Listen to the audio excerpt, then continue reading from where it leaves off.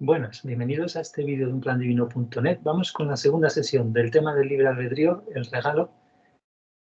Y estamos con Claudia, gracias, desde Argentina.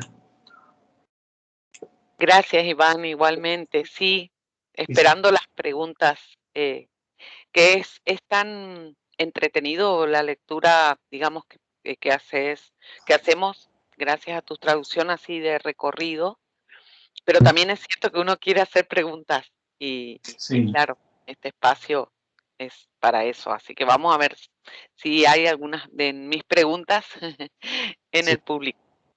Pues sí, en la sesión 2 resulta que han dejado las preguntas y de hecho es que se pasan los 12 primeros minutos hablando de la diferencia que ha habido en este taller con otros, porque aquí en la primera sesión, que duraba muchísimo, no permitieron preguntas para poder llegar a algún punto, para poder tratar más o menos todo.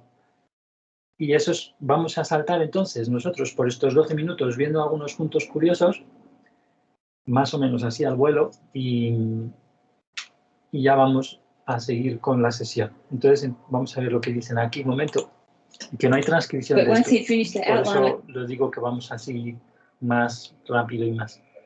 I said, babe, if we just start this with you giving the talk, you get to... O sea, si hubiéramos empezado simplemente esto sin que Miguel hubiera, o sea, sin nosotros habiendo dado la charla, is the point one. And no habríamos llegado ni al punto primero. It'll be the end of the, there'll be so many questions and people wanting to tell Habría muchas preguntas. The story and their personal example. Yeah. And so o ejemplos personales. Pues, that's why we wanted a different approach to just por eso queríamos hacer un diferente enfoque. Present some material. Yeah. And you notice what myself and Mary are trying to do lately is deal with more and more of your addictions. O sea, porque si notáis lo que queremos hacer Mary y yo es tratar más cada vez con vuestras adicciones. So one of the things we're wanting to try to do is ask you this question, this underlying question. Are you so interested in the truth? O sea, lo que queremos preguntaros es la siguiente pregunta. ¿Estáis tan interesados en la verdad? That you don't need your addictions met while you're hearing it. De modo que tan interesados que no necesitáis que se satisfagan vuestras adicciones mientras la escucháis, la verdad. Esa es la pregunta. Fíjate, una pregunta apoyada por 3 horas que tuvieron que afrontar emocionalmente el hecho de que desacostumbrado de no poder interrumpir y tener la adicción de, ay, me está haciendo caso este que a lo mejor es Jesús, no sé qué, esas cosas. Ahora se ríen de ello un poco en este. Es curioso, ¿no? La prueba que es para mucha gente. Sí, yo hubiera sido una de esas. Claro. Y toda mi infancia era tratar de sobresalir y buscaba, y ¿sabes qué? Sentía, cuando alguien hacía la pregunta a una maestra, que era mi pregunta, me enojaba mucho. Sí. Yo iba a preguntar eso. Sí. La herida todo el rato. Bueno, tengo que recordar, si alguien está viéndolo, que ahora vamos a pasar a callarnos por completo, a hacer una cosa ya más dinámica con la lectura, o sea, en plan subtítulos, como solemos hacer este tema de estas visiones, que bueno, se oye más o menos, ¿verdad? Sí, el audio se oye un poco peor que en los vídeos originales, pero bueno, se ve y son los subtítulos, pues bueno, es lo que podemos por ahora. Y fíjate, la pregunta que les hace brutal, vamos a seguir. Can I say that question again? Are you so interested in the truth? Se la pregunta de nuevo. That you don't need your addictions met while you hear the truth. See, for most people, they're not that interested in the truth. Para la mayoría no están tan interesadas en la verdad. Because they're only interested in truth if their addictions are being met at the same time. Solo lo están si sus adicciones son satisfechas al mismo tiempo. And then I have another question, is how much truth can we absorb? Y luego tengo yo otra cuestión, dice Mary, ¿cuánta verdad podemos absorber? If our addictions are being met. Si nuestras adicciones están siendo satisfechas. While we're listening to it. Mientras la escuchamos. Exactly, particularly if you consider that your addictions are coming from your heart. Si consideras que en realidad tus adicciones vienen de tu corazón. And what you think you want is coming from your mind. Y lo que piensas que quieres viene de tu mente. So many of us come along actually looking for our addiction to be met. Muchos de nosotros venimos para en realidad eso, que nuestras adicciones sean satisfechas. Now you're doing it far less than you used to do it. Bueno, lo estáis haciendo mucho menos de lo que lo solíais. Because for some of you used to go along to people like Tony Robbins Porque muchos ibais a gente como Tony Robbins, and those kind of like really inspirational speakers. ese tipo de ¿cómo se dice? Habladores inspiracionales, inspiradores, conferenciantes. And the main reason why you went along to those kind of people is because they met most of your addictions. Y la principal razón es que satisfacían la mayor parte de vuestras adicciones. Entonces vamos a saltar un momento a minutos. Y luego Because you can't become more loving with Conditions not being met. excessively loud and unruly. And very few of you Y aquí está diciendo que muchas pocas de los participantes se dieron cuenta, por ejemplo, de que los niños estaban siendo muy despistados, haciendo mucho ruido, y ellas estaban muy metidas en su adicción y no viendo lo desamoroso de eso, por ejemplo. the parents actually even noticed it happening to your O sea, los padres ni siquiera notaban eso. own children enough to even address it with your children. Does that make sense? So It's an indication that something's going on with you with the information. Y eso es una indicación, dice, de que algo está pasando con vosotros en cuanto a la información. yeah, and can you see how you're avoiding the confrontation? That's demonstrating that you're avoiding it. You're being Y eso está demostrando que evitáis la confrontación. confronted and going, oh, I'm going away from this. Yeah. Eso. Entonces ahora vamos a ver un momento muy curioso en el minuto 8. Involving your free will. And so today, obviously, there are going to be specific challenges in different areas Hoy va a haber, obviamente, desafíos concretos en diferentes áreas that you'll see happening inside of yourself que vais a ver que suceden dentro de vosotros with regard to the particular points that we bring up. Respecto a los puntos en particular que vamos a sacar. Try to stay present Intentar estar presentes. if you can. We noticed yesterday quite a number of you fell asleep as well. Notamos ayer que bastantes de vosotros, bueno, no muchos, o sea, a bastantes, os quedasteis dormidos también. Y fíjate a lo que number of pasa you ahora. fell asleep as well. No sé si se oye una sonrisa un poco loca detrás. Se oye muy poco, pero allí se debió oír mucho. Pero sí, como si viniera de él, sentí al final de la frase. Una risa, ¿no? Pues es el público. Ujú. Vamos a verlo otra vez. Una risa. We noticed yesterday quite a number of you fell asleep as well.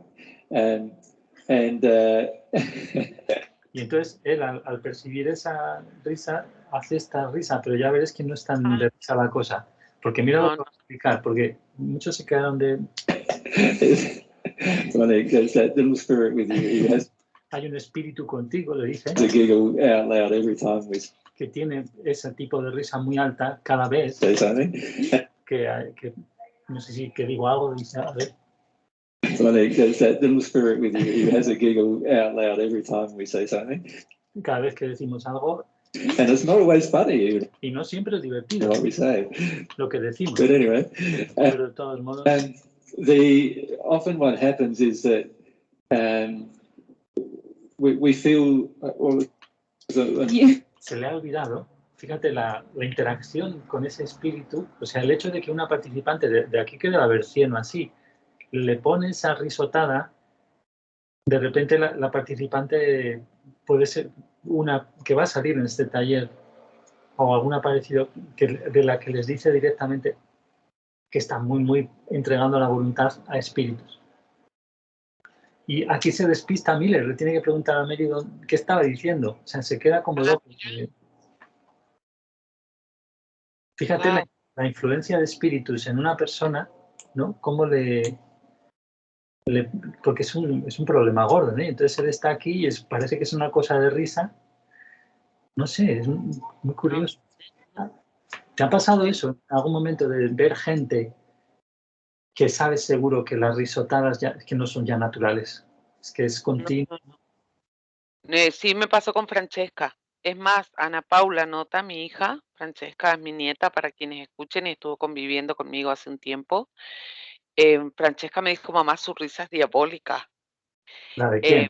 Cuando sí, de Francesca, Ah, Ana Paula se asustó, yo no lo percibí, pero fue en uno de sus ataques de ira en que empezaba a golpearme y se reía. Pero yo estaba tan como desbordada por la situación que en verdad no pude percibir finamente que su risa era, yo estaba tratando entre de defenderme y retenerla y claro, entonces me dice: "Mamá, pero su risa es diabólica, le gusta lo que está haciendo". Trataba de explicarme ella cómo. claro, es que imagínate el descargo que es para un espíritu que no quiere sentir todos sus dolores, que la otra alternativa que tiene es lo desconocido, que da mucho miedo y además duele tener que procesarlo, no sé qué, a solas. De repente, poder controlar a la gente en la Tierra, o sea, es como un juego, aunque se vea muy oscura la Tierra y todo sea mucho más tétrico, lo que sea, pero esa sensación de importancia y de... Claro, puede ser que fuera eso, ¿no? Un espíritu que está encantado con... No, y seguramente, como lo explicó él, ya que en alguno de los que vimos, que no recuerdo muy bien, pero creo que es el de la ley de atracción, que explicó que cuando una mamá es golpeada, lo que básicamente tiene que ver con no sentirse amada, así que había una lógica total, sí, de fondo en mí, que merecía de alguna manera, y si a los espíritus que acompañan lo compartimos, estamos totalmente conectados por las heridas, sí. Sí, en estos de libre albedrío hablaba de eso, de dar golpes también, y en el de ética y moralidad, sí. Eso. Ujú. Bueno, pues vamos ya directamente al Ok. comienzo. Hemos visto estos puntos como muy interesantes y ahí vamos.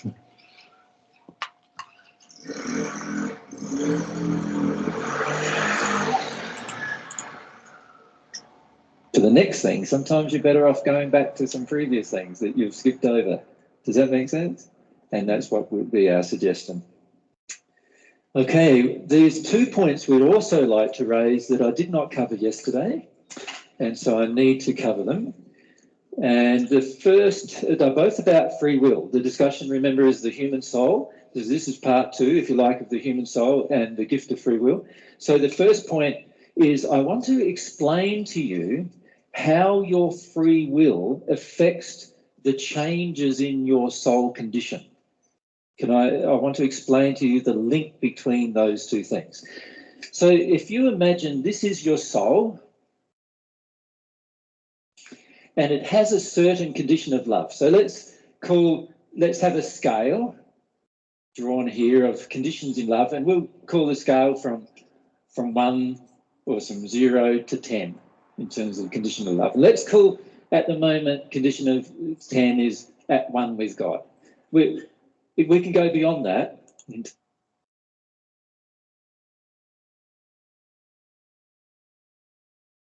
O sea, la condición de amor la llaman el 10, de unión con Dios, perdón.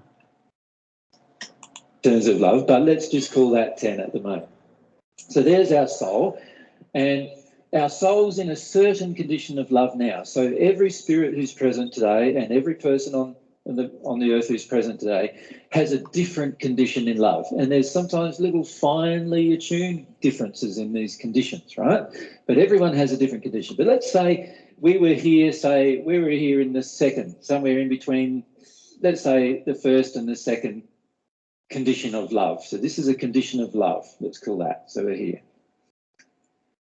Now what we want to do is look at how our free will and how the choices made with our free will affects this condition. And it's very simple actually. A no confundir esto con las esferas, ¿eh? Del 1 al 6, luego al 8, todo eso. ¿Vale? ¿No?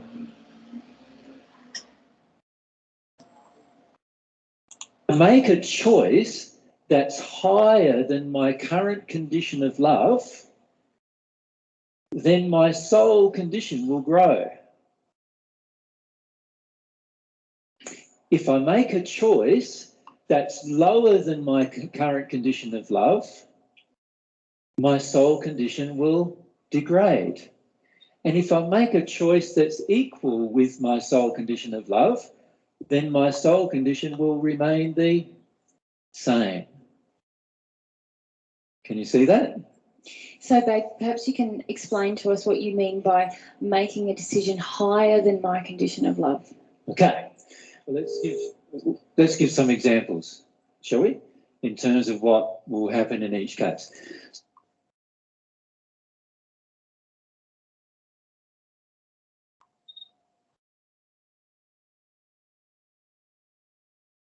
So let's say my normal state of love is that I don't do very much for other people at all. Like my day-to-day life, most of it's spent just caring for my own needs and so let's say I'm a single guy, you know, and most of the day is just spent doing what I want to do. It's very rare for me to do anything that anybody else would like or needs. And I spend most of my life just going through my life trying to fulfill all of my own desires and passions, and I'm not very concerned about what anybody else really needs or wants on the planet. As long as I'm happy, I'm happy. And if I'm sad, then I might cry, or I might be angry when something doesn't go my way, but I'm not that concerned if something doesn't go somebody else's way. Does that make sense? Let's say that's my condition. And let's say a situation comes along where on the side of the road, there's a person that's stuck and their wheels off the car and everything. And normally I'd just go by and past and look at them and maybe even wave and just go past and without doing anything. But this particular day, I think, no, I would like to help them. So I turn it around, go back, stop, and help them put their wheel on the car and get them and maybe take them into town so that they can ring up the RACQ or RAA or the Automobile Club or that they're a member of, or whatever I do for them. I have now given the gift of my time and the gift of my love to that person in that moment. I have just grown my soul. Just a smidgen more than it was before, but it's grown. So, does that make sense? Does that make sense to everyone? Yep. Okay. So if we can relate this to some of the truths that we talked about yesterday. Yep. Excuse me. I mean, you said here. Want to have a decent cough and I'll turn you off? Sorry. Don't know the whole world hearing Mary's cough. We said yesterday that I can use. Bueno, esto es simplemente, como veis, que no viene ahí para apagarle el micrófono y ella tosa cómodamente, el que tiene las manos ocupadas, pues nada, le ha apagado el... Use my free will in any direction, on any matter, in harmony with divine love and divine truths, without having a negative consequence. Yeah. And you're and in actually... fact, it would be a positive consequence. It will grow my soul. However, I may also experience some pain, mightn't I? There's times when I might experience some pain. So, for example, I stop. In the case of the previous example that I just gave, I stop on the side of the road, pull over. You know, I do the things that you know, for the person, but I left my car open, and I forgot, and I drove into town with them. I helped fix up the car, drove into town with them, left my car open, and when I came back, all of my wallet was stolen out of my car. So there might have been something negative happened when I tried to do something positive. Okay, so I was thinking more about the emotions that I might experience during... There might also be that. Because this is the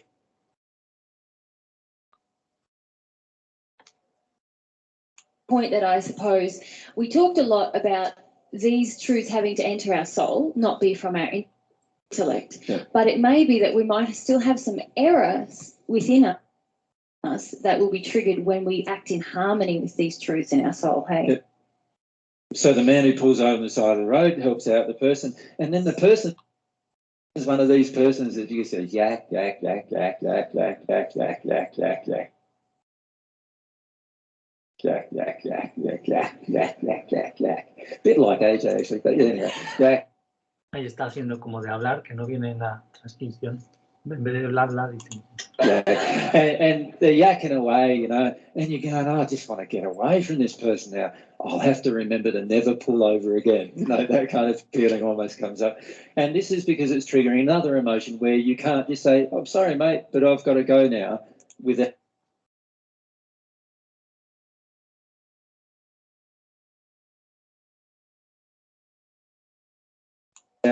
feeling drawn into some kind of conversation with the person.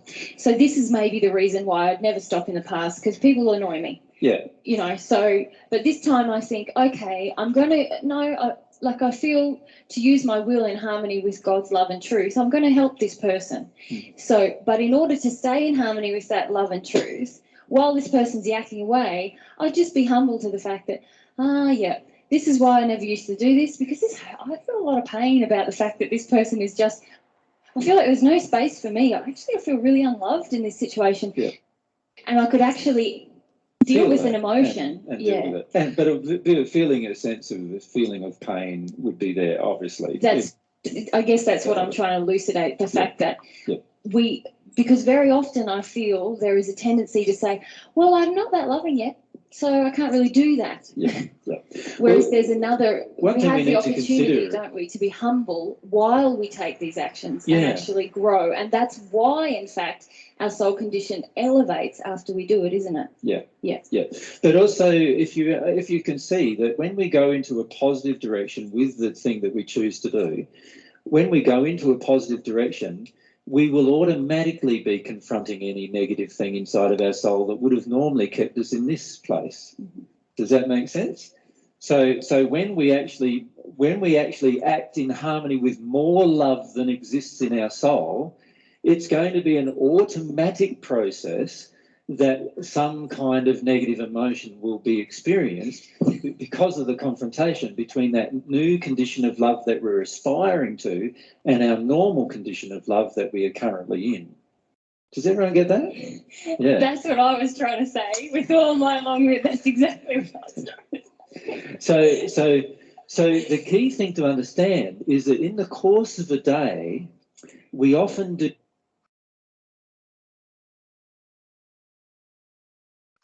many positive things, but then we often do many negative things. We often do many positive things in the course of the day. And like I've drawn before, many times we cycle like this, you know, depending on what happened during the day. And then we end up with exactly the same condition, unfortunately, that we started out with at the start of the day, right? And it doesn't have to be that way. What we could do instead, wherever the eraser is, might have been on the back of the book. So what we can do instead is understand that all we have to do, we don't have to be perfect. All we need to do is something that's more loving than what we would normally do. Do you get that? To grow, that's all you have to do. You just have to do something that's more loving today than you would normally do. Right? And because it's more loving, it will confront whatever thing wants to keep you at equilibrium, wants to keep you at that point where nothing gets confronted. If we choose to do something that's less loving than what we would normally do, then we degrade our condition. Our condition gets worse. For most of us in the course of a day, what we do instead of both of those things is we do what we would normally do. And that's why our condition doesn't change very much.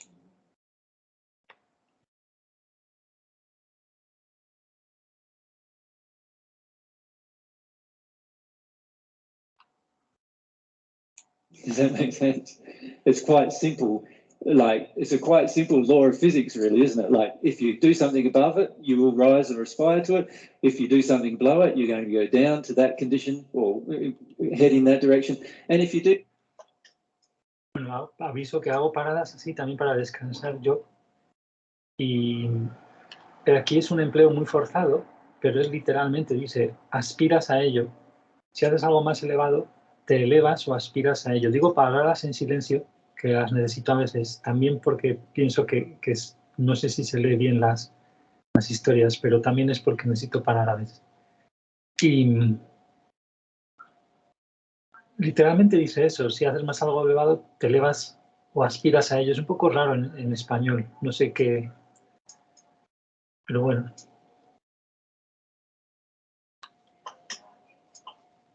No es así. Do much the same as you've always done, then of course you're going to get basically exactly the same results as you've always gotten. And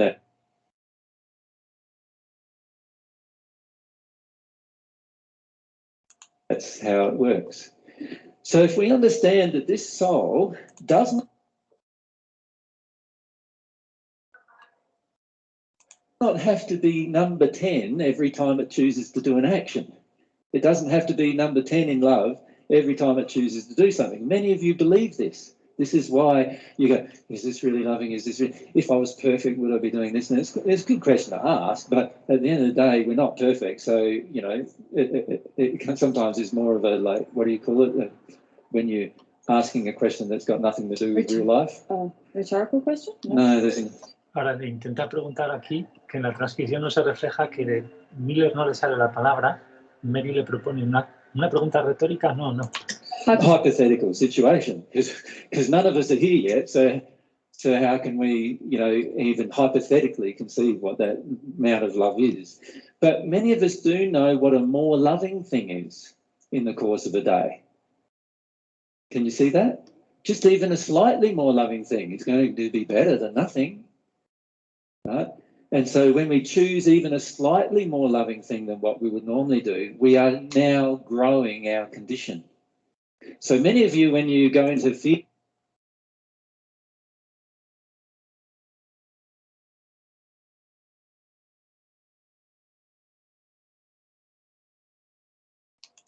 of feeling like this free will discussion, you're now thinking, I can't make any mistakes. I have to do everything perfect, right? If I don't do everything perfect, there's a consequence to everything I do, which is also true. These are all true things. However, then we go, maybe the fetal position home is the best option. And it's definitely not the best option, because where does that position leave you?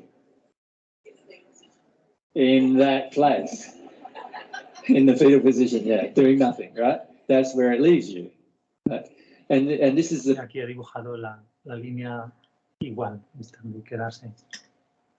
Problem that we face is that inaction is just as long, has just as much long-term damage to us in a way, because inaction means that we can never grow, and we want to grow. That's the point to it. And it's also very hard to take no actions, isn't it? Well, that's what, yeah. It's you very can only remain in the fetal position so long. You have to go up and go to the shop at some point. Yeah. And you already start taking actions, don't you? Yeah. You have to go to the toilet at some point. You have to eat at some point. You're not going to be able to say, you're going to have to interact with somebody at some point, generally. And even if you go,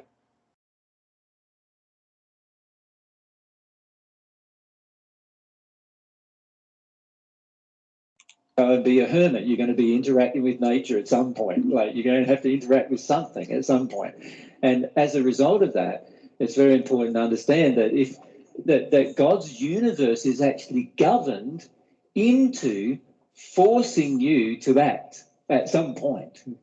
The whole universe is forced around about causing us to act, whether we'd like to engage the action or not. Aquí dice causarnos, provocarnos la acción, no dice obligarnos tan literal como hacernos actuar. And I think that's really beautiful. It is. Because it means we're going to grow, doesn't it? Yeah. Joy, you're very demanding today, Joy. What's going on?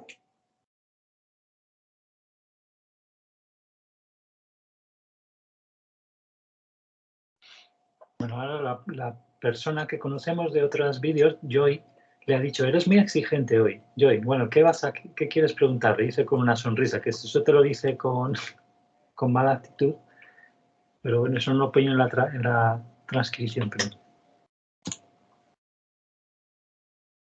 That's all right. But fire, right? I'm trying to be bold. Yeah, that's I good. was just concerned that. Yeah. Is it true then that what stops me perhaps from choosing what's more loving is to avoid that pain of what it's going to show up? Always. Yeah. Always. The only reason why we don't choose that course of action, the positive course of action, which will lead me to a more loving event, is because generally in the soul, I know that the difference between those two conditions has some degree of pain associated with it. And to be frank, most of us are using our will on a moment-by-moment basis to avoid pain. Yeah. We spend most of it.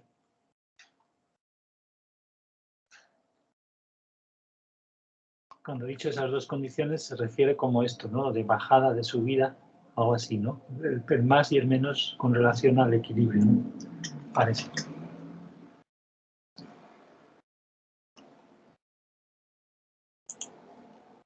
our lives avoiding pain.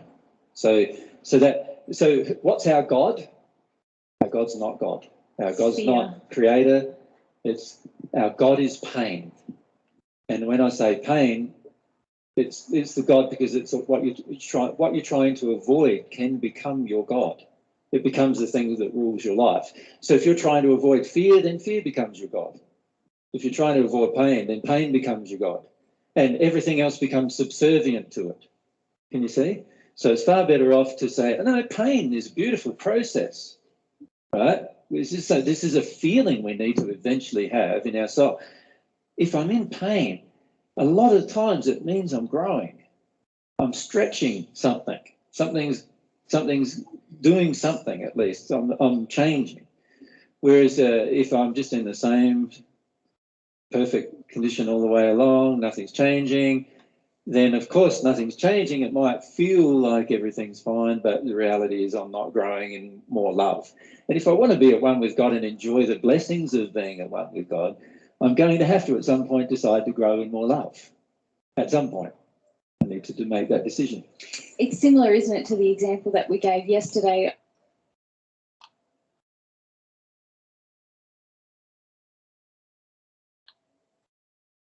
about the parent with the painful childhood who now doesn't want to parent their child because it will trigger their pain. Yeah, that's correct. So let's look at the negative direction. See, many of us, what we don't realise is that we take choices in a negative direction and then we, of course, go downhill. Now, what I see often happen, and I described this to some friends the other day, is I see that a person hits a point in their progression, they're progressing along, and sometimes they're progressing slowly up, right? This, right? Sorry, baby.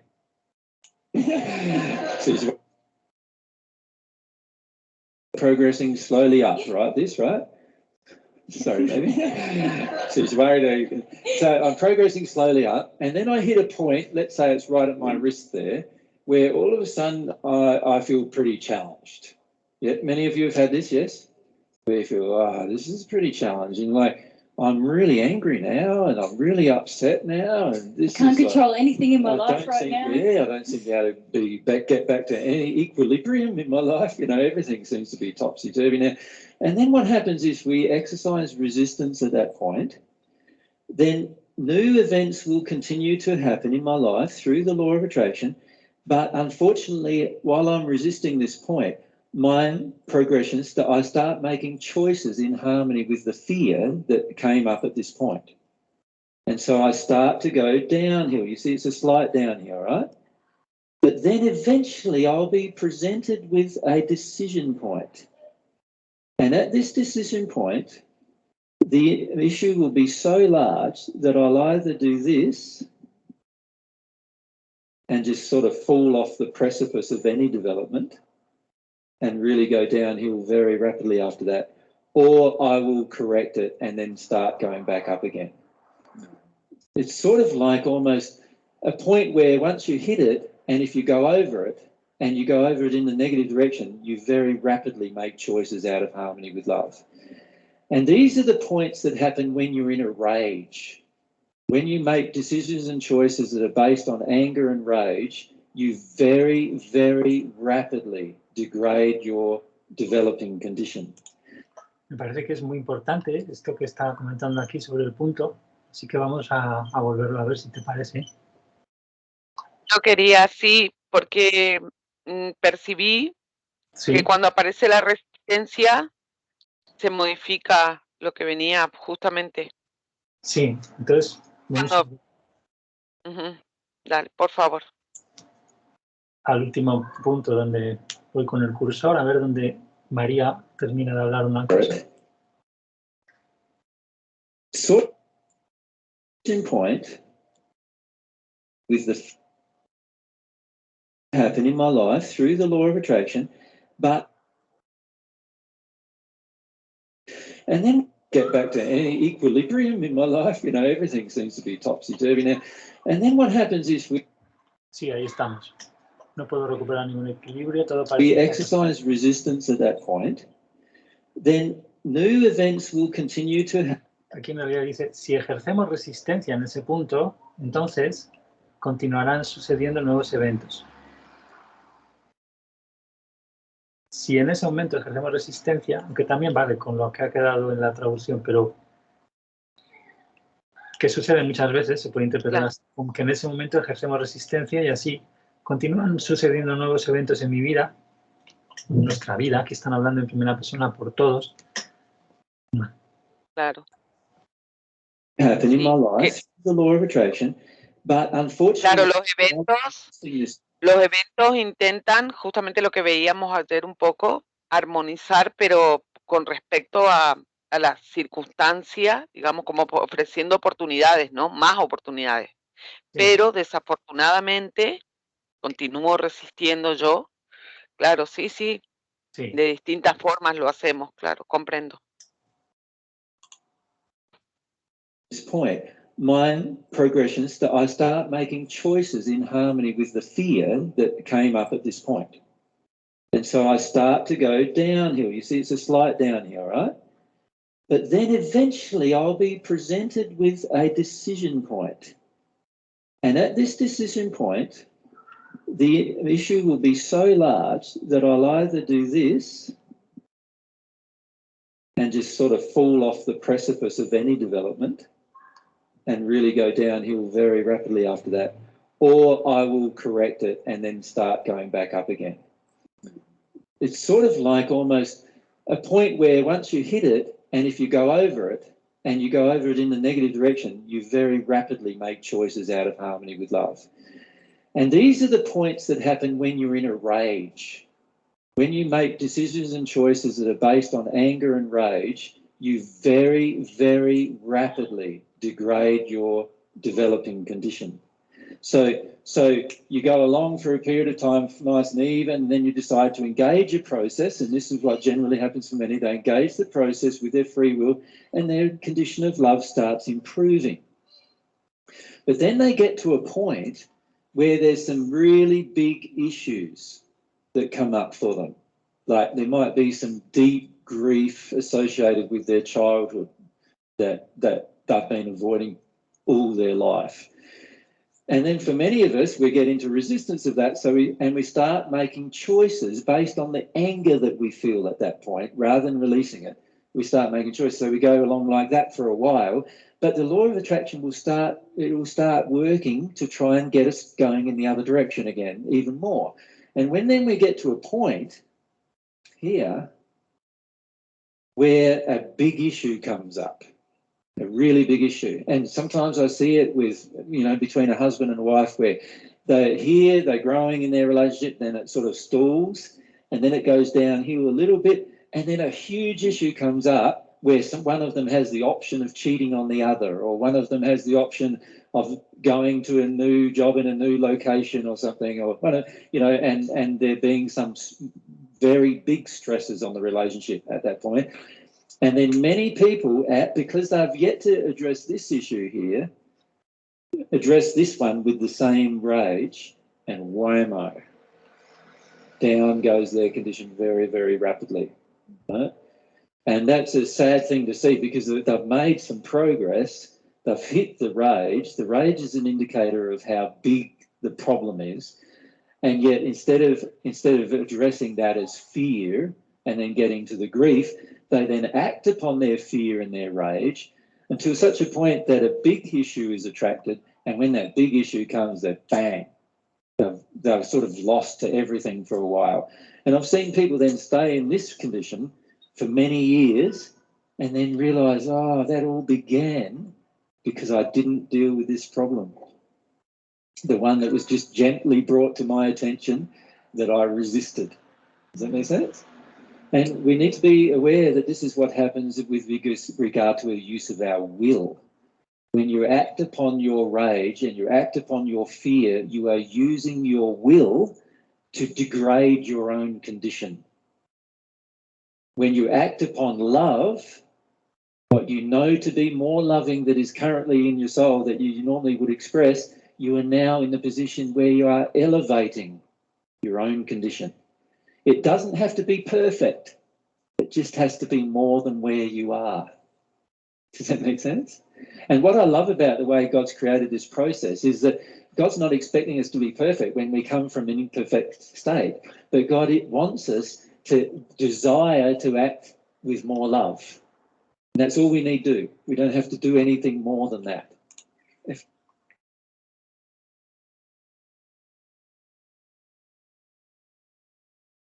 we have the mic down here. Thanks, Vinny. It's coming out. AJ, that's so reassuring and beautiful, isn't it? Yeah. Because me and many other people are very guilty of not taking action because of fear of doing damage to somebody else or causing ourselves more damage. So, you know, like we were saying at book group the other day, if we just act in love, you know, we're not, you know, if we're doing it, and whatever we're doing, if we're doing it in love, it's got positive results. Yeah. So a little slogan that wouldn't go astray is no action is no option. Yeah. Well, not is no option. Yep. Yeah. Because if you think about it, if you're on the divine love path, you are saying, you might be or claiming that you're wanting to get closer to God. If you want to get closer to God, then you need to grow in love. And if you want to grow in love, then not acting is not going to cause you to grow. So no action is no option if you really want to grow in love. Yeah. Oh, that's really reassuring. Yeah. Thanks for that. And in fact, it's better to take an action that causes a mistake or causes you to feel you've made a mistake than it is to take no action. The reason for that is that law of attraction will bring you events that demonstrate the mistake of your action. So therefore, you have a chance to grow from the action. If you take no action, then it's very, very hard for any event to be triggered that will then give you feedback as the direction that you've just taken.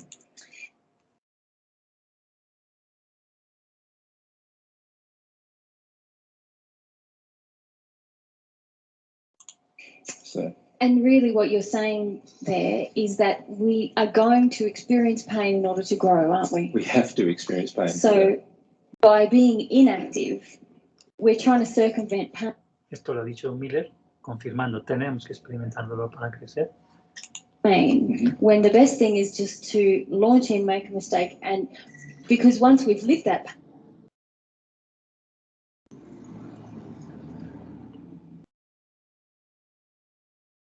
pain, we don't want to live that again, so we won't make that mistake again. Exactly. Yeah. So if you think about, and by the way, I need to qualify that statement I just made, that pain will always occur until you're one with God. So until you're in this condition of perfection, pain has to occur for you to grow. So if you're spending all of your life avoiding pain, there's not much hope of you ever getting to that condition. Can you see that?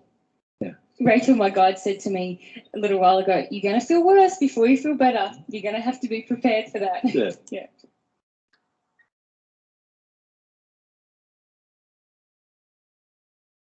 Yeah, that is very true. Okay, so that's the first thing that we'd like to mention to you, because I feel that oftentimes there's this belief that we have when we hear a talk like we heard yesterday, that we've got to be perfect in the way that we do everything now, right? And that's what causes as many of us to not act at all, because we feel like, if I can't be perfect, there's no point in acting. We become so afraid, right, that we don't even finish up acting at all. But what I'm basically saying is that, yes, no action is no option. You do need to progress, but you don't need to actually take a loving action that's like huge. You just need to take one that's bigger than where you're currently at, and then your soul will grow. That's all we need to do to grow. So if you think it's like climbing some stairs, now,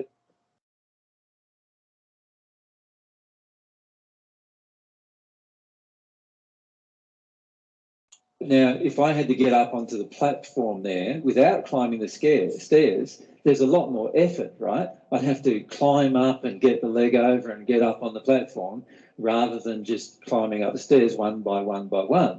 And if you can think of it like that with your soul, every action you take that's a little action that's further developed in love than where you currently are at, you're like basically taking one step, right?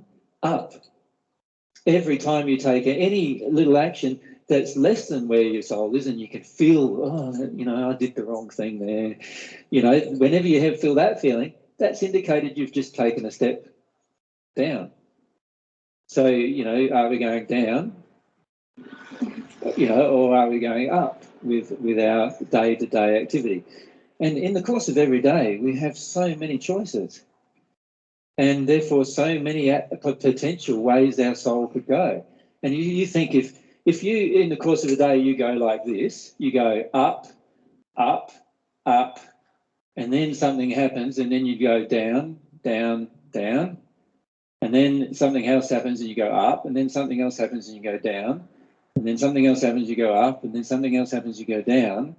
And you can see, as I've described, there's all this effort in this process as well, isn't there? There's all this effort to go up and down, and yet the net result is zero. You may as well stay home in bed that day. Can you see that? Because nothing's actually changed. It's far better off if you can choose in the course of the day to go up, up, up, and even if you only do 3 of those in a day and you end the day like that, you're far better off than taking those negative actions based on rage and fear and anger. Can you see that? And sometimes they're based on other emotions, shame, jealousy, envy, and a lot of other negative emotions that cause all of those kind of things. Jen? As a child, I feel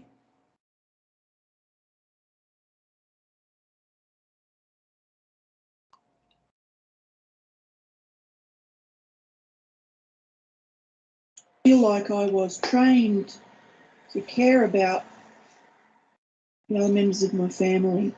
Care about, sorry? To care for or care about their emotions and the way that they are. Yep, yep. Can I say you weren't trained to care? You were trained to make their emotions go away, which is a different. Que Miller dice, ¿puedo decirte que no fuiste entrenada para cuidar? Está entrenada para eso. And there's a big difference between those two states. Sí, es como una pregunta retórica que no queda reflejada en la transcripción. O sea, de alguna manera, ¿no? Es decir, nos sirve para otras veces, otras transcripciones, entender este tipo de afirmaciones de Miller y cosas así, ¿no? Tal como quedan reflejadas en las traducciones que hago muchas veces, ¿no? O que podamos ver también por ahí. Entonces, sí. Vale, siguiente. See, there's no harm in caring. This was the question.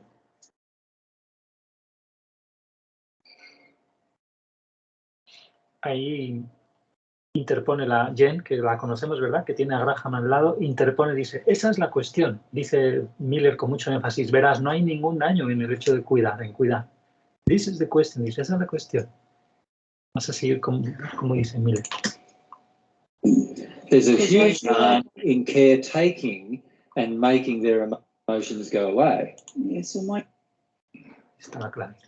question was about feeling that training, which you've just clarified. Yeah. That's led me to realise I live under a lot of obligation. I feel obligated to people around me. Can I suggest it's actually the opposite of that again, Jen?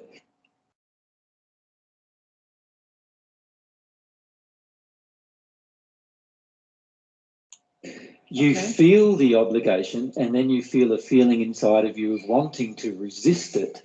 And so you actually live in rebellion. That's the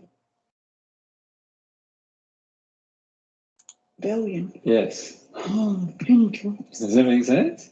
So for most of us, when we've been forced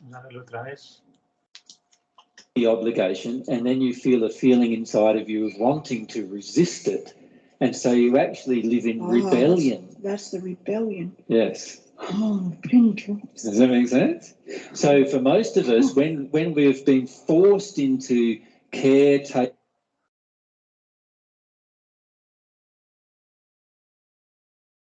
making in our childhood, we are now in rebellion because we don't want to feel the grief of how overwhelmed we felt with this role that we had to take on.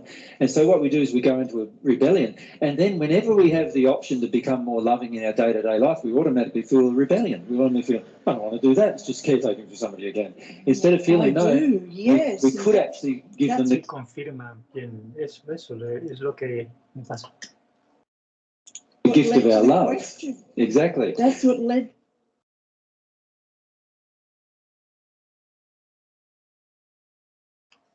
to the question, because I aspire to be a lot better than what I am. I suppose that's a silly thing to say, but because everybody does. Yeah.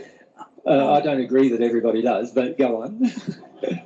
Oh, goodness. Because there are people on the earth who aspire to be worse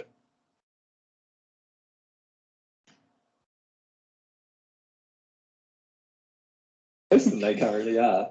That's how they become worse. And so I find with interactions with people, I freeze up. Yep.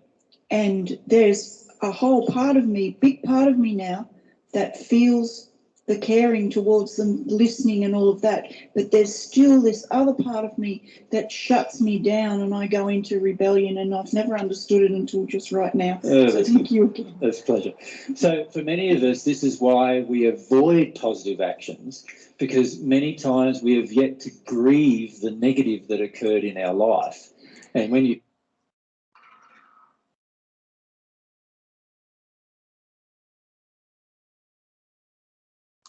don't grieve the negative that occurred in your life, you then feel angry about having to take a positive action in a situation. But in that case, isn't the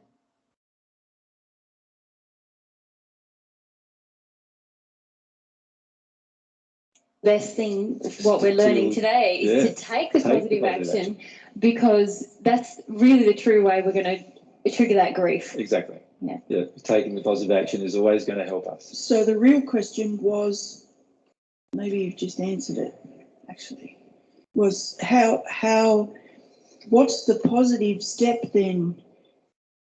Because I find this law of attraction still... Well, this, in your example that you gave, the positive step would be, okay, I know that I'm resisting hearing the person, and there's only two possible reasons. One is that they are projecting at me that I have to listen to them, and I'm just sitting there listening to them because I feel like I have to. So that's one. And the second one is that I feel a feeling that I want to listen to them. And so I'm sitting there because I want to listen to them. I'm giving them the gift of my hearing, if you like, giving them the gift of me being involved.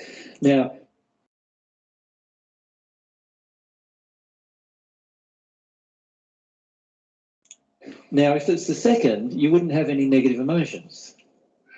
Now, the interesting thing here is that this is what happens to me in the sleep state. I don't have any negative feelings from listening to spirits in the sleep state who come and tell me stories, but in interactions with people in face to face, I'm still having this opposition of jumping back. Now what you're doing is a bit unloving, Jen, because now what you're asking me to do is to give you personal assistance on a personal issue. Oh, I'm sorry. Right, that involves now 100 other people's time. Can you see the difference? So your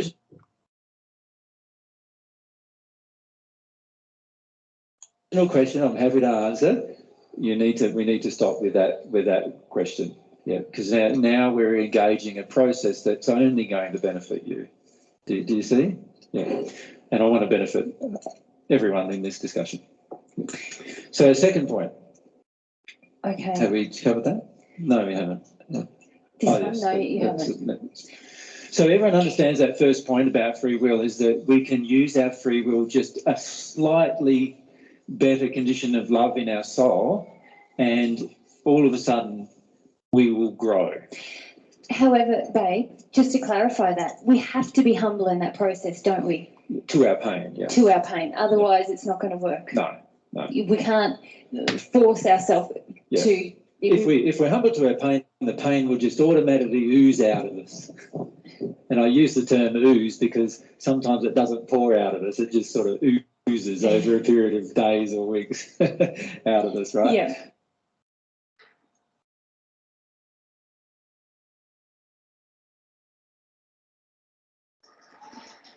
No sé si allí usáis esa palabra de resumar, por eso puse 2 y tal. No la conocía. Es curioso, sí, pues es eso.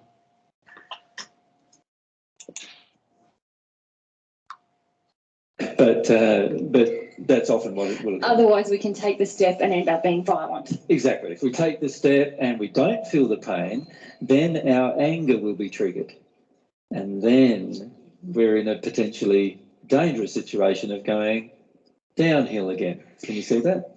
Yeah, I was relating that to my own example when I met you. I felt like I wasn't taking a step. I was like trying to hurdle the stage in terms that I could see what was going to be loving and what was truthful, but there was all this feeling in me. But because I wasn't humble to it, I actually got rage.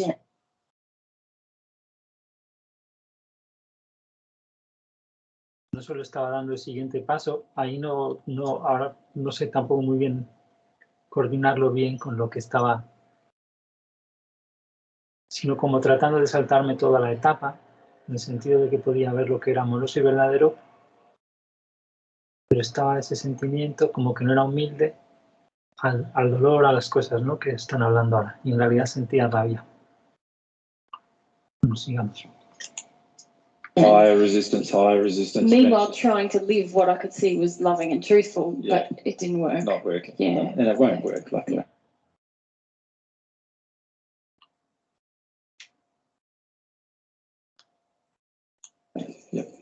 Okay, so point number 2 is... It's about if a person is only harming their own will. If a person is only affecting, I would say... This was an eBay. Is it affecting? Affecting? Isn't it, eh? Yeah. Is the verb, isn't it? Their own life. Isn't that the verb when you start it with the me? It doesn't worry me. This is all semantics. If a person is only affecting their own life, then controlling their will is very dangerous.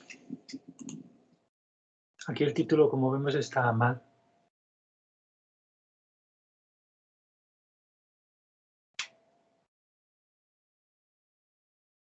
Porque se confunden los sujetos aquí. O sea, si con una decisión como la que vamos a ver ahora, si nos queremos suicidar, por ejemplo, que es el caso extremo, solo se afecta a nuestra propia vida, entonces si queremos controlar al suicida es peligroso para nuestra propia alma, el control. Solo tendré que cambiar. Bueno, allí se entiende bien. Ahí abajo, sí. Ahí abajo. Muy bien.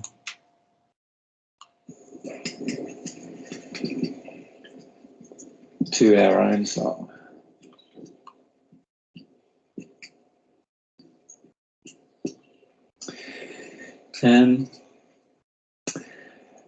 Let's say there's a person who is not spirit influenced at all.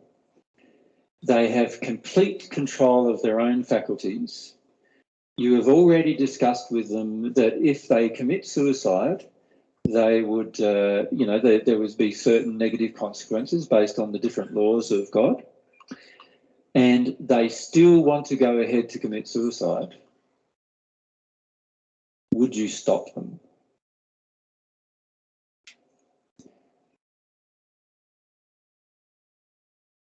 See, the general answer that most of the medical profession today would give you is yes, you would definitely try to stop them. Even if it meant drugging them to the eyeballs and keeping them under control, right? Because they view somebody taking their own life as a major issue, obviously, which it is a major issue, so I'm not saying it isn't, but it's not a major issue for anybody but the person themselves.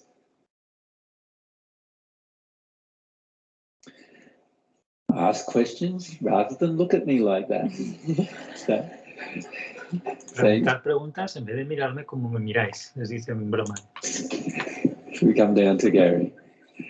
Everyone looks at me like, oh, and nobody says. Todo el mundo me mira así y nadie me dice nada. Anything, it's like, everyone looks at me like, oh, and nobody says anything. It's like.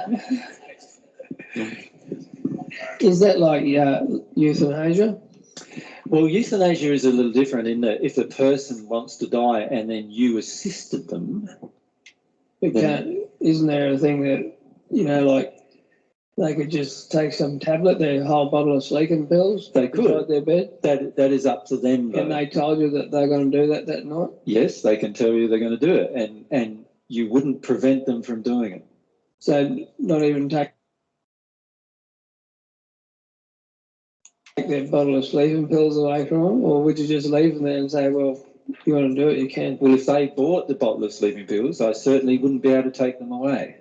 If I bought them, they're mine, and I can certainly take them away. So it depends who bought them. What if you bought them for them with their money or whatever?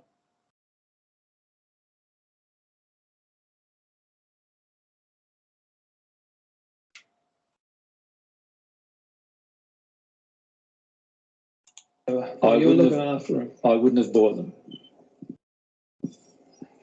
I don't buy sleeping pills for anybody under any circumstances. And I'm saying, do you understand? So, yeah. So can you see, we can go through these scenarios, and in the end there's an answer for everything if you're in a loving space. Oh, it's quite rapid answers, actually, if we come down and there's... So I'm just reading what you had written up there, over there. It may be in harmony to limit free will of others if it's true that the emotional love is present, and so you stick by those rules. And you notice I use the word may. So if you apply that to the situation. Puede estar en armonía, limitar el libre albedrío si principalmente el amor está presente. Podría estar. Así que le dice el chico, entonces, si sigue las reglas, entonces habría que ayudar al suicida sí o sí, ¿no? Pero aquí dice esto, miles. Yes, no, I'm saying that this is the proviso with this, in the sense that...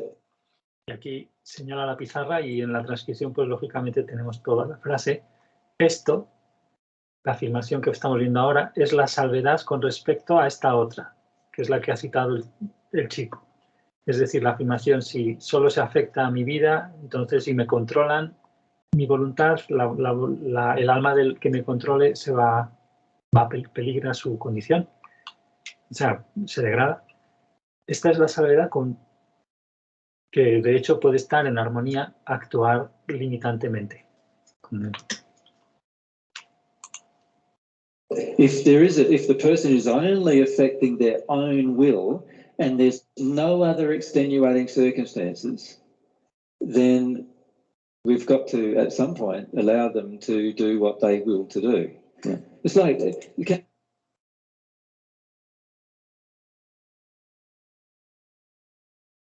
Bueno, aquí en el título esto es en realidad a la delta, como va a precisar ahora. O sea,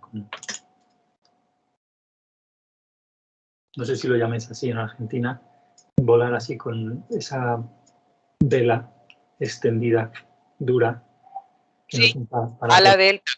Bien, vale. Sí, parapente o a la delta, sí. Vale. No, parapente sería el que es como un paracaídas, creo. Vale, vamos a... Can I give you another example? Let's say your son, who's 20 years of age, and for some of you, you're old enough to have a son that age, and your son decides, and you love him a lot, you know, but he decides that he wants to do hang gliding, which is a potentially dangerous sport, and he decides that for his very first hang gliding, he's decided he's just going to jump off a cliff and see how he goes. Right? Probably not that advisable, but so there's now a lot of fear in the parent, yes, about what's going to happen to their son. But the son wants to do it. He wants to do it. It's very similar to sort of taking the first step out of an aeroplane with a parachute, you know. You don't know whether the thing's going to open or not, and that potentially you don't know what's happening in terms of the packing of the chute and so forth. So the son might want to take that dangerous action. Now, he's not affecting anybody else. Now, a lot of people would argue, yes, he's affecting me. I'm the parent, and I'd cry a lot if he dies, you know, but that's not true. Like, it's not affecting you at all. The only time he's going to affect you is if he has an accident and doesn't die. Then he will affect you. So I'd definitely talk to him about that. Does that make sense? That if he's injured and then expecting me to look after him for the rest of his life, then that's not a very loving choice. Right? So I'd certainly speak about that. But let's talk about just the situation of him deciding to do it. He's deciding to do it. He's only affecting his own life at that particular moment to a degree, shall we say. So we'd have to be very careful about what steps we took to limit his will, wouldn't we, under those circumstances?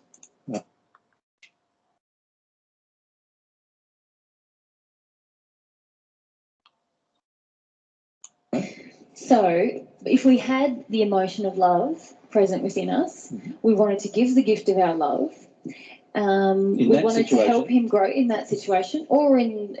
so in that situation, I'd explain to my son... We do.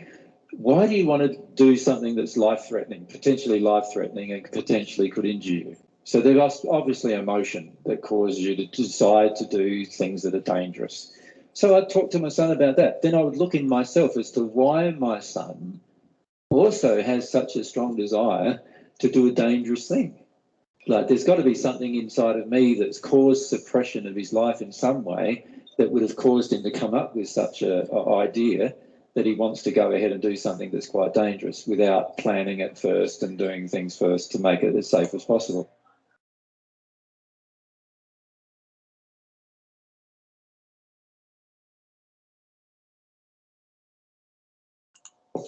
So I'd have to ask myself that question as well. But in the end, it is his choice. And in the end, I don't have to look after him for the rest of his life if he has an accident either. Do I? And I could say that to him up front. I am not going to look after you for the rest of your life if you have an accident.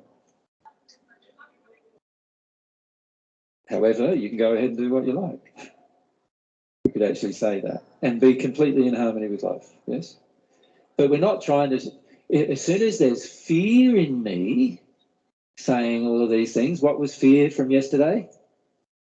An act of violence. Now I am totally... I need to shut my mouth and not say anything at all and feel my fear instead, don't I? First, under those circumstances. You see, but if there's only love for him, then we would make statements. But if there's fear, now I'm way out of line as a parent then. Now,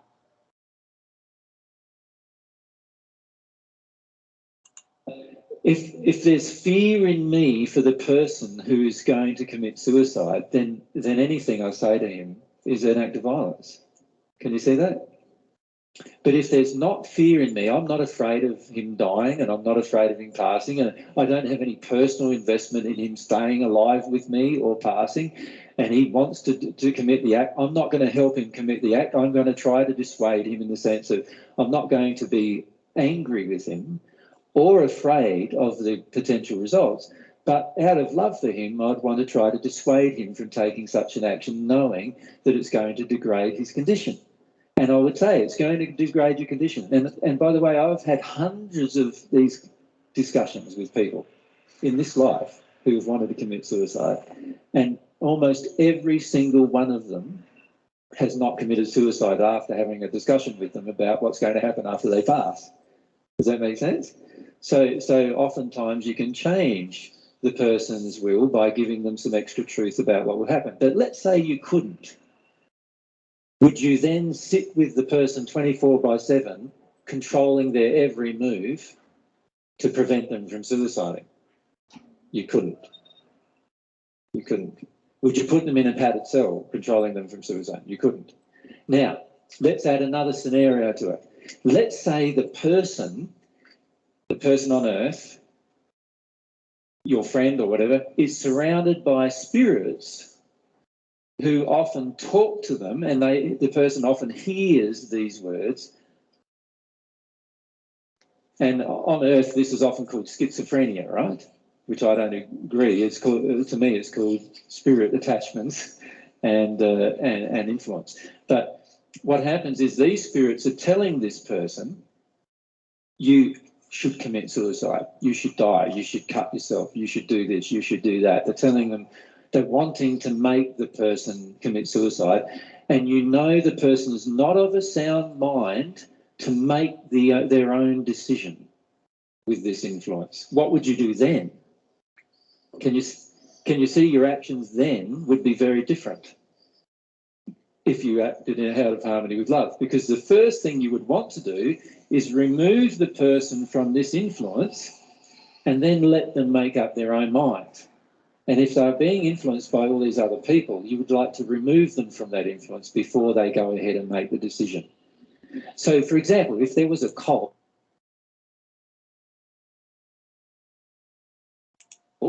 right, that they all were going to decide to suicide on a certain day, right? What you've got then is a person who's now being heavily influenced by a group of people who are on Earth. Does that make sense? And these people are all going to die on a certain day. They're all going to take some Kool-Aid and die on a certain day, right?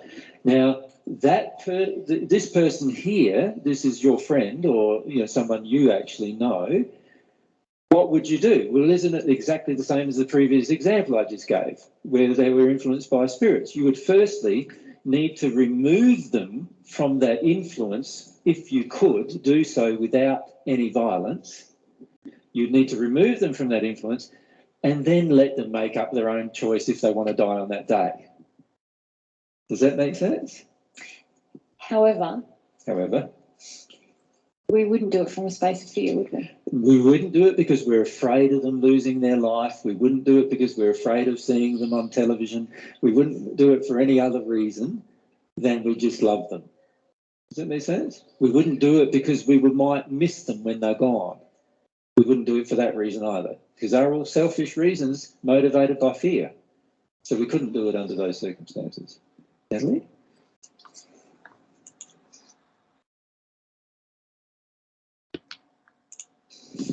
I'm just thinking about the person who's schizophrenic or spirit influence. Which is very similar to this, really, in a way, isn't it? Yeah. A person influenciada por espíritus. Esto está mal aquí. influenced by a cult. So it's easy to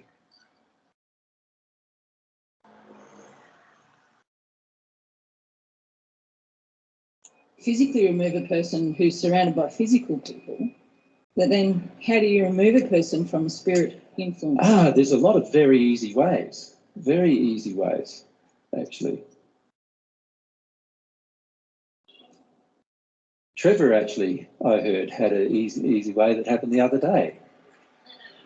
You had an electrical pulsing foot bath, a massive foot massage, and any small electrical impulses immediately expel any spirits around you.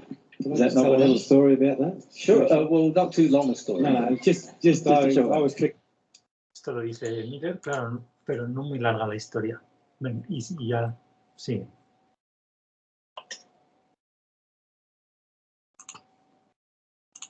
By Ange basically about money, and I got a big issue about money and that. Yeah. And I just went into a rage and did the projection. Well, you. Suponemos que su pareja, Ángela, lo que sea.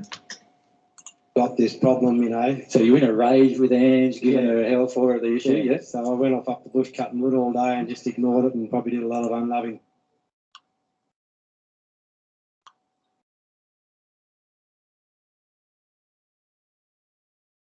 Things up there, and when I come home, I decided I'm not going to talk. I'm not going to say another word because that's it. I've had enough of this woman. I'm in up to my neck now.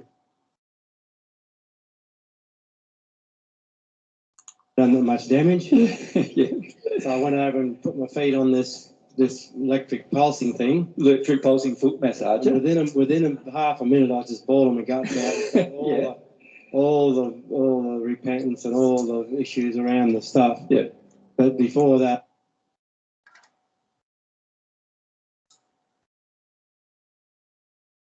I suppose spirit influence. I just was just like stony walled against it. So Exactly. I thought, well, in that case, it's loving to actually put the brakes on the spirit so that I can Exactly. my own So stuff. what happened was when you put your foot in the foot bath, in the foot massager, and there were small electrical impulses going through your body.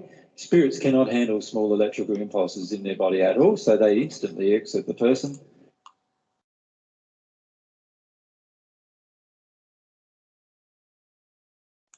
And now you're free to make your own choice. Yeah, it was almost instant. I'd been in like for 8 hours. I'd just been in this real foul mood and just like, that's the end of it. I'm going. Blah blah blah. But just I took the action, moved the spirits off, and it was instant. So it just shows me how much control I give them all the time. Exactly. So what you would need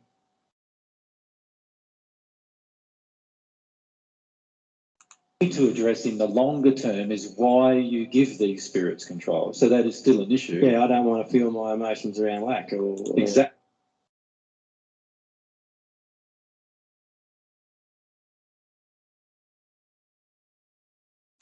money. Yeah. So it's about the pain about lack. Yes, That's right. exactly. So, but can you see it was quite easy to remove the spirit influence if you know how?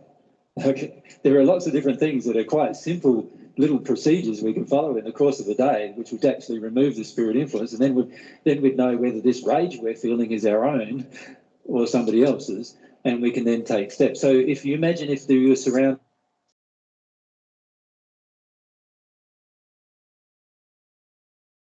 by a group of spirits who are just saying, kill yourself, kill yourself, kill yourself, kill yourself, all the day, and they're coming up with ways to kill yourself and all that kind of stuff. You'd want to remove those spirits first, rather than allowing this person to kill themselves under their influence. Does that make sense? So you give them a foot massage with an electric pulse or whatever, and the spirits have gone, and then you can start to interact with the individual about the logic about their choice and decision and so forth. Ange, you want to say? Yeah, the only question I had was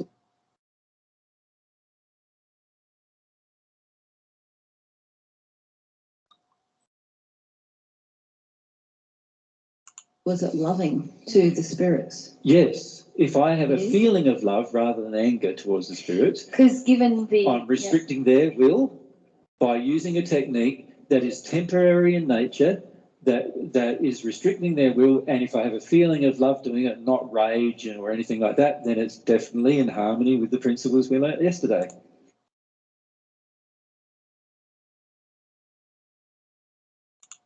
Does that make sense?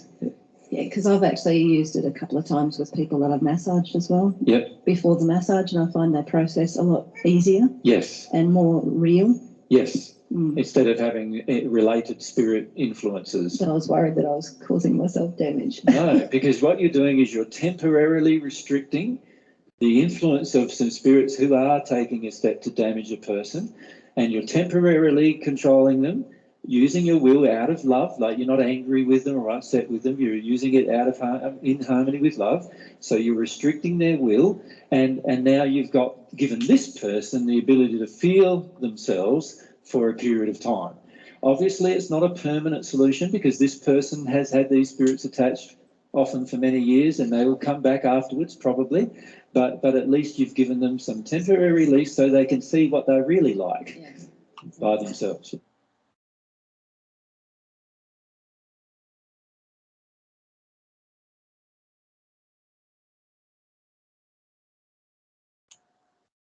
Yeah, we actually had that exact thing happen with a lady the other day. Yeah. So it's actually a very loving thing that you can do for the spirits and the person, if you have a feeling of love. If you had a feeling of rage, I'm going to get rid of these spirits, put them on the thing, stick your feet in there, and sure, they'll go, but now you're restricting the will of the spirits in a very unloving manner, and you've just degraded your condition. If we go down to Renee.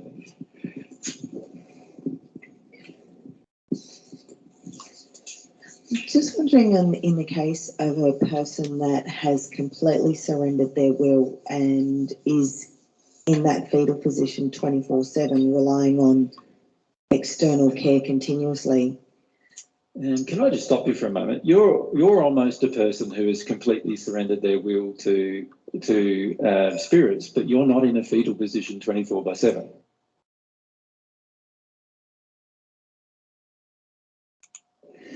Now, can I illustrate what happens when we surrender our will to spirits? Most of the time, spirits want us to do things to get their addictions met.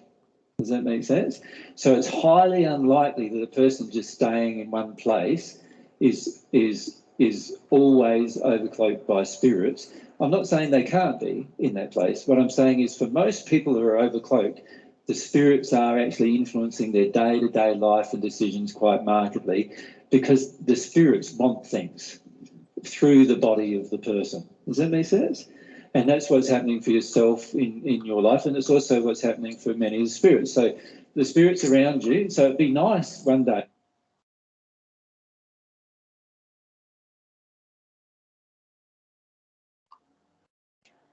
for you to have some temporary relief from them, just if even if it was just a 1 hour foot massage, if I could say that, right? And you get some relief. So there's Renee, she has some relief and she can feel herself for the first time. And that's a lovely gift that you can give to Renee. So, you know, this is where if you understand what's going on as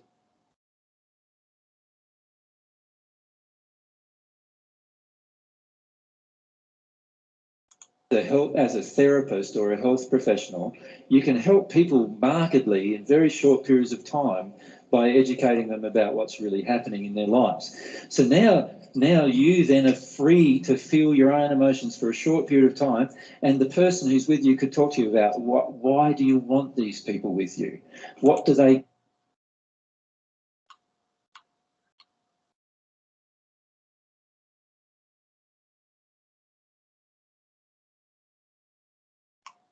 give you? What it is that causes you to want them there? Because when they're there, you're a different person. So many people you meet on a day-to-day basis are very, very different to their normal personality. And the reason why is because there's often this heavy spirit influence. And it is actually in harmony with love to restrict these spirits for at least a short period of time, just to allow the person to see what they're like without them and what they're like with them. So they've got some idea, and also for the spirits to restrict them, and then you can talk to the spirits. So you could even have, if you were a therapist working with a medium, you could have the therapist working with the person who's having the foot massage with the thing, and then you could have a medium speaking to the spirits about why they are overcloaking that person. Can you imagine the benefit of that? Like you have a double benefit of that. The spirits are getting some benefit out of the interaction now, and the person is getting some benefit. You're loving both parties now. Yeah.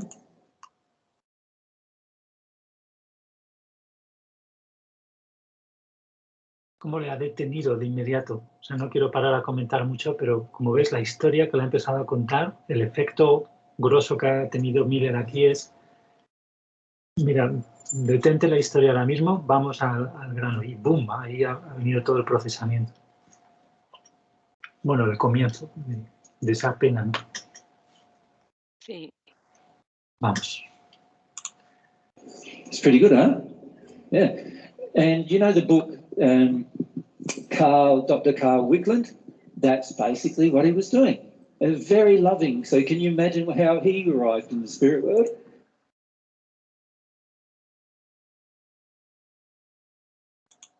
He arrived in a very good condition in the spirit world because both he and his wife were involved in all of these very loving transactions with spirits, trying to help the spirit and help the person. And now, of course, their belief systems were a bit off, and sometimes they were a bit attacking and judgmental, and there was some negativity there, but in the whole, there was a lot of love given to both the spirits and the individuals influenced by those spirits.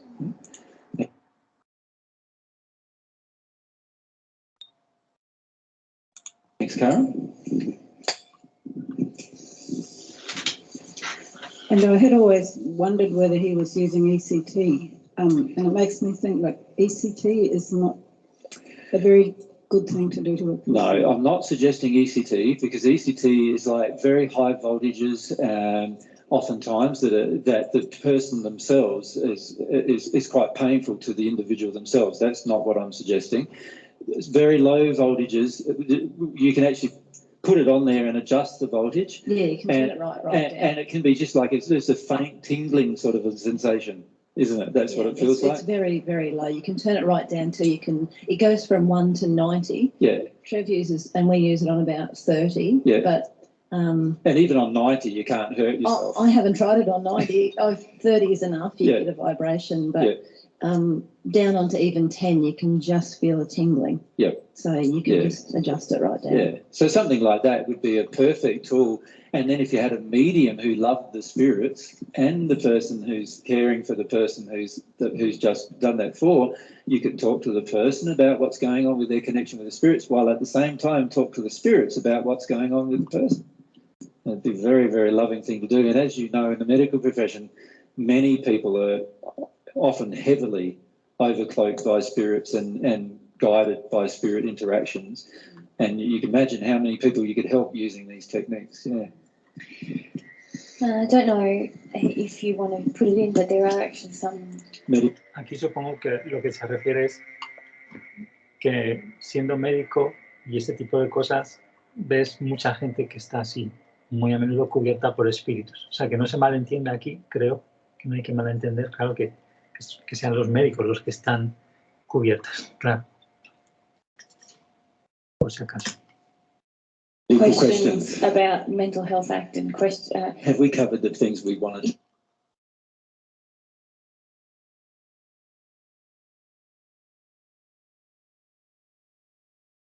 Yes. We have, haven't we? Yep. So everyone understands that point about not acting against somebody's free will if they're not harming anybody else other than themselves. But you still would like to take loving actions to help them not harm themselves, wouldn't you? But you'd have to make sure it's a loving action and not a violent action. That's very important. Just down the front here. Just keep your hand up, please. No. I just wondered how we can be loving to the system as it continues to do those things that you are feeling are so unloving. Like, how can we as people who understand these issues be loving to this system? Well, it's exactly the same way that we've discussed yesterday. By being angry with the system, you are not loving the system. And if you're afraid of the system, you're not loving the system. So again, you've got to look at your own emotions that you feel towards the system. So the only way to change a system is to actually act with your free will in harmony with love and truth with any system. And that doesn't mean any act of violence. So we need to stop perpetrating acts of violence from ourselves to these systems. That's the way we love them. So if we look at any system, medical profession, the political system, the religious system, any other type of system, the only way we can positively assist them is by removing all of our acts of violence from ourselves towards that system. That's number one. That's the most important thing before we even do anything else. And then after that, we can take actions in harmony with our will, in harmony with love and truth, with that system to help the system change. And that doesn't necessarily mean diving into the system, but it does mean that we want to engage the system in some positive way. Most of us don't feel that way. We get... Involucrarnos también se puede mejor decir. Sí que queremos involucrarnos en el sistema de alguna manera positiva. Afraid and we get angry and we don't want to even engage the system then. We just want to condemn it and reject it. And you see lots and lots of criticism aimed towards systems that is really just rage aimed towards systems, or fear aimed towards systems. And you can't expect the system to change with that level of rage or fear aimed towards it. Okay, Igor? You mentioned yesterday the concept of divine love police. Divine love police system, yeah. We'll talk about that today a little if we get to there. And with this conversation about free will, we'll be having a number of sessions on, because it does involve all of our life, of course. There's a whole aspect that we have not even touched yet, and that is the aspect of self-discovery, because it's only by utilising your free will in harmony with love that you'll ever discover yourself. And that's a whole seminar on its own, right?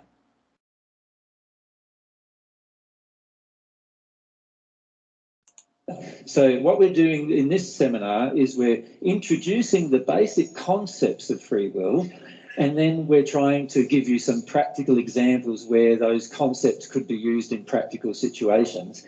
But understand there's a whole other series of talks we need to give about how, in fact, our free will is used to grow and actually recognise ourselves and discover ourselves. So there's another whole aspect to our free will. So there's a lot of different aspects, and we'll get to them as we go along. Yeah. So perhaps what we'll do now is we'll start engaging some of the questions that were asked yesterday. So my question is, do you want to do it in the order that we decided, or do you want to deal with some of these mental health issues? I think in the order we decided, okay, because it will cover many issues, yeah. Mary le ha preguntado pues qué orden van a seguir, no sé qué, y ahora pues primero las preguntas generales. All right. Yeah. So can I explain the order we've decided? We're going to answer general questions firstly about free will, and then I'm going to specifically hone in onto the aspect of parents with children. And I'll explain why when we get to that section as to why I'm honing into that one first. All right? So let's do that. Okay, so the first question, let's go to Alan. Alan, where is Alan?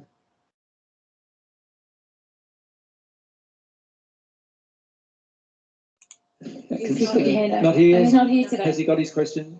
You've got his question? I've got his question. Yeah, and he's got his question. All right, we'll read out his question then. Yeah.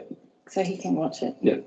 If this truth is so beautiful and powerful, why hasn't it been imparted to Earth before? Is it our resistance? The simple answer, Alan, is yes.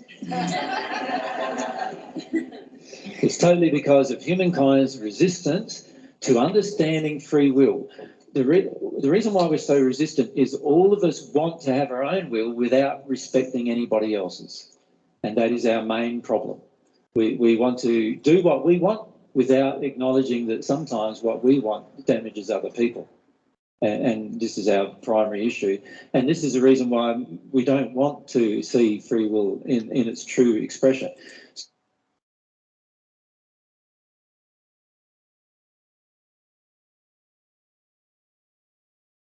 So when I was on Earth in the 1st century, I did not discuss this with people, but I did present in my own life the truth of this. So it's not accurate to say it's not the first time that it's been presented. I presented it through the truth of my life, but I didn't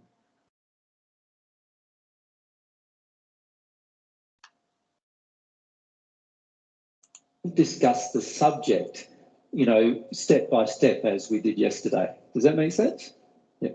And in fact, these truths are available to all of us if we activate our soul anyway, aren't they? Exactly. You will all discover this truth, not through believing me, but in your relationship with God, you will discover the truths as you release your emotional impediments to understanding free will.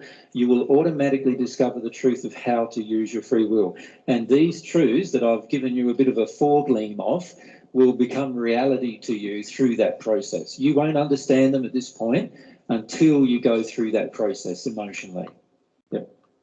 Okay. If we go to Ian for the next question. Where are you, Ian? Is Ian? If you just put your hand up. Is it Ian or? It's Jan. Could be Jan, sorry. Is it Jan? Jan. Jan? Okay, Jan, yeah, Jan.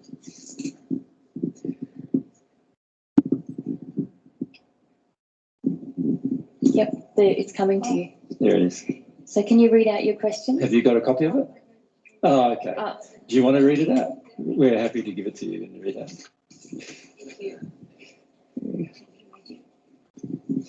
This on? I think that's it, isn't it? Yeah. After hearing the deeper teachings yesterday for the first time on free will, is it true that in the end, after taking the teachings and living them and going deeper into the heart, it then becomes God's will, not mine, that's the freedom you speak of? Well, it's interesting you say that, because this is a belief that's very Christian in nature. This is what a lot of Christians would have us believe. However, can I describe to you what actually does happen with regard to free will? Well, firstly, there's the issue of love, right? So once we become at one with God, we are now at one with God in the way God displays love.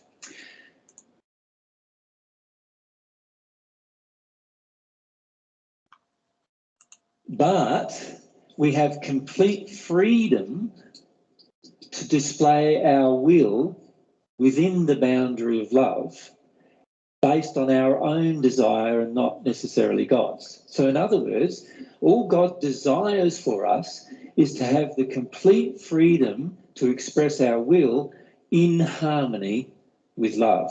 Right. So we finish up doing anything we want to do, and in fact, because we now are in harmony with love, there are more things that we can actually do. Yes. We do everything we want to do, but it's in harmony with love. Right. In the terms of the expression. So when you say, is it God's will? Well, you could be, it's just a semantics in the end, because in the end, yes, God's will for us is to do anything we want as long as it's in harmony with love. Right.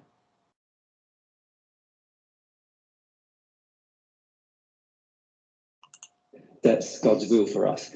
So yes, we are then following God's will, but it's not like we've got somebody talking to us and saying, you need to do this today. That's not how God works with us, and in fact, that's how many spirits do it. And in fact, I noticed that many people who have been Christian being overcloaked by similar spirits who basically tell them what to do today. Now, God doesn't do that. They say, the Christians on earth often say, oh, God told me to do this today. Right. All right. But actually what God does is gives us opportunities through different attractions to express our will in a loving manner, and then we are able to make our own choice about that matter. And that's what free will allows us to do. Thank you. So,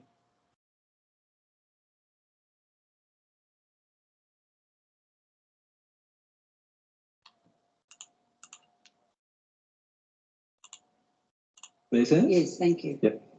It's a good question. Okay, let's go to Elaine then for another general question. Have you got a copy of yours, Elaine?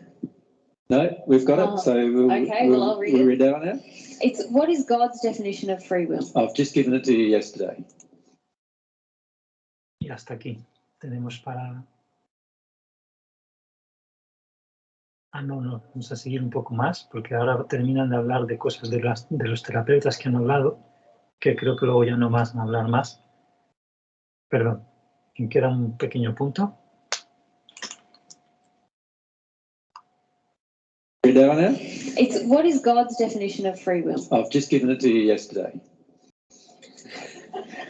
What is the feeling within me, or how do I know when I'm truly within free will? I'm assuming this means loving action and free will for myself, others and the environment. Is there a recognizable feeling in the heart soul that saves degradation in the first instance? Well, we described a lot of... Vamos a ponerlo otra vez un momento con el título.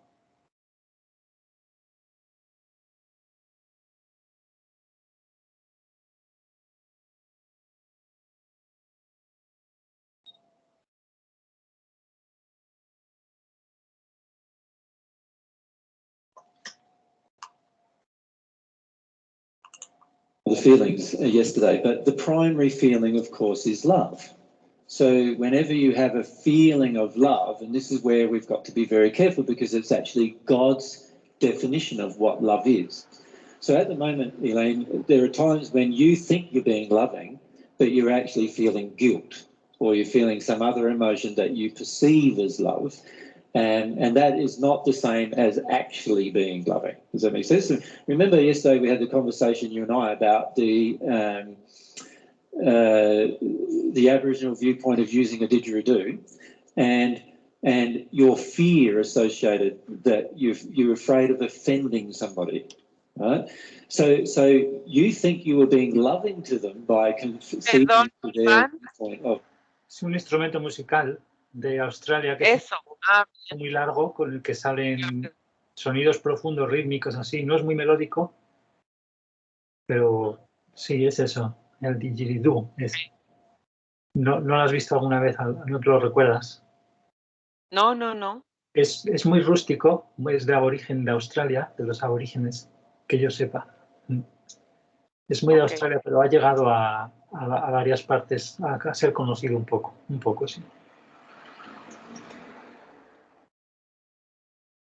Lo iba a decir, pero... Justo. Sí. No estoy con la compu porque allá está el cortador de pasto, está haciendo mucho ruido, porque si no también lo hubiera googleado un ratito para no interferir. Dale. Vale, bien. Dale. Of the use of the didgeridoo, but actually because there was fear, you're not actually being loving. You'd only be loving if there was no fear. And the fear you had was the fear of offending them. Does that make sense? So now we described all of that framework. O sea, la situación es, supongo, algo así como que la mujer se ha visto medio obligada a acceder, o no se ha sentido del todo amorosa accediendo a que ese instrumento que podría ser molesto, no sé si es que tuvieron alguna reunión con la asociación o alguna cosa así, no se sabe, ¿no? Pero su miedo a ofenderles, o sea, hacerlo, permitirles tocar eso, que es bastante ruidoso, aunque no mucho, pero más con sentimiento de miedo a ofenderles, ¿no? Vale.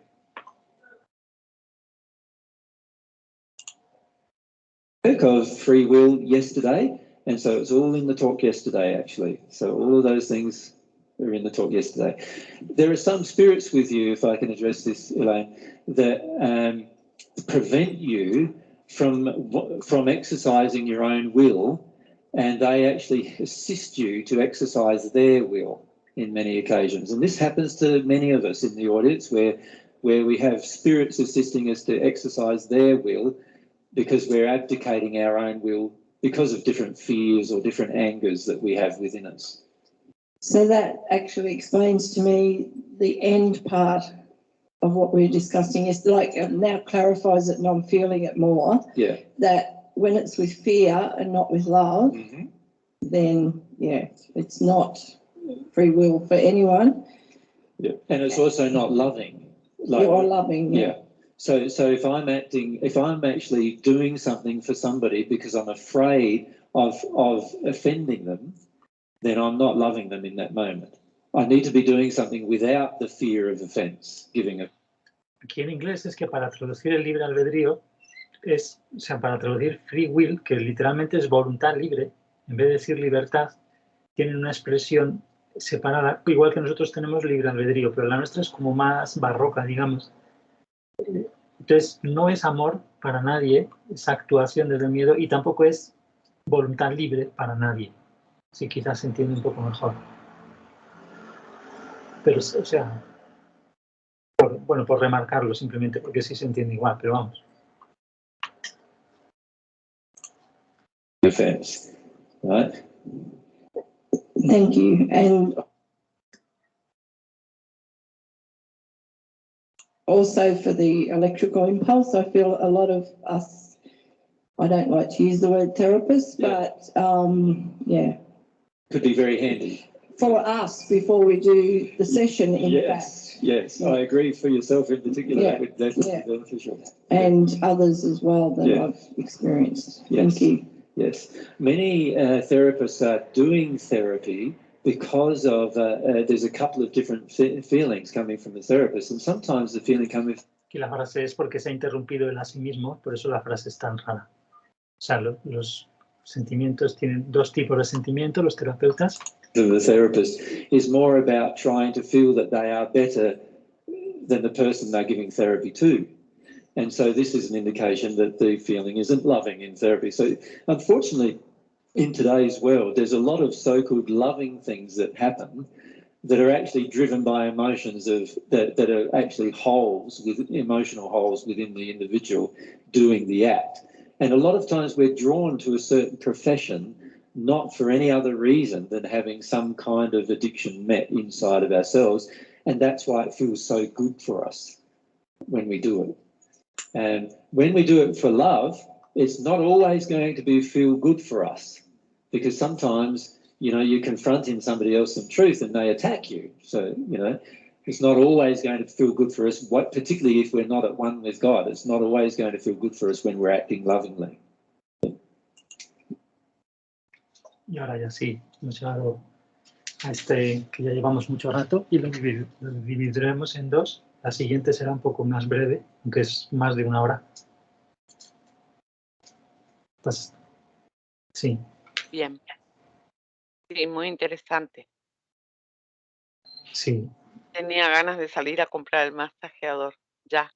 Ya, lo mismo. No sé si coincidirá la escala del 10 al 90 con voltios o con alguna medida. Creo que 90, siendo la mitad casi de 220, quizás es demasiado, pero a lo mejor es una escala del aparato que tampoco mide más que, igual que las lavadoras, que tú tienes del 1 al 10, pero no está midiendo nada, sino sus cosas. Claro. Pero sí que es intensidad, entonces no sé lo que será. Y Claro, también muy interesante esto de los terapeutas, porque es como en general nuestra tendencia a buscar este tipo de relaciones, ¿no? Como esperando incluso que nos resuelvan. Recordaba ahora a una amiga de mi hija que le dijo, ¿cómo te va con la psicóloga? Y le dijo, ella no hace nada, solo me ve llorar, solo me escucha llorar. Y qué interesante, qué lindo sería, ¿no? Poder reconocer lo valioso de esa forma, porque es como que esperamos que haga otra cosa. Sí. Pero qué Pero bueno, date ¿no? cuenta que aún así puede ser como puede ser un lloro de una emoción superficial o de efecto, como las llamaba, ¿verdad? Como Claro, puede sí. ser lloro, también Claro. las psicólogas se puede estar sirviendo de la adicción, o sea, de que esta chica, para sustituir una pena o un miedo más causal, digamos, está usando otra pena más superficial y se puede pasar así miles de años y entonces así se puede pasar la psicóloga trabajando también con la adicción a sentirse superior y la chica a sentirse cuidada, que ya por fin alguien me quiere y así pues lo de siempre, ¿no? Sí, entramos todos, totalmente. Sí, hacer esta meseta que lo llama él cuando no hay ningún cambio y podemos estar años así. Justo lo hablaba con mi hermana también por mi dificultad para llorar, no mi dificultad, mi elección, o sea, y sobre todo la influencia. Entonces ella me decía, yo lloro por cualquier cosa, lloro todo el tiempo, cualquier cosa me detona, pero claro, era como una constante también, porque uno puede mantenerla. Y ahora reconozco también, me quedo con muy valioso esto de reconocer el miedo como acto de violencia. Sí. Como uno está todo el tiempo Sí. actuando. Sí, lo dices porque se ha visto con muchos ejemplos, ¿no? Como lo vimos en la primera sesión y ahora de repente es muy Sí, fuerte. lo minimizamos, o sea, lo justificamos en todo nuestro sistema de creencias. Y, por ejemplo, claro, el miedo contra el sistema, muy clara nuestra rebelión contra el sistema, pero en definitiva, claro, no contribuimos al cambio desde ese lugar. Sí, Sí. me pareció sumamente interesante recordarlo todo el tiempo y lo noté, porque Sí. a veces realmente no lo olvidamos, digamos, sí, no nos damos cuenta hasta qué punto estamos haciendo daño, incluso con el miedo, que parece algo, entre comillas, natural o propio. Sí, que vas a proteger a la gente, ¿no? Mi abuela era Ah, muy miedosa. Sí, a ver qué le va a pasar al niño, que no sé cuántos, y al final, sí. claro.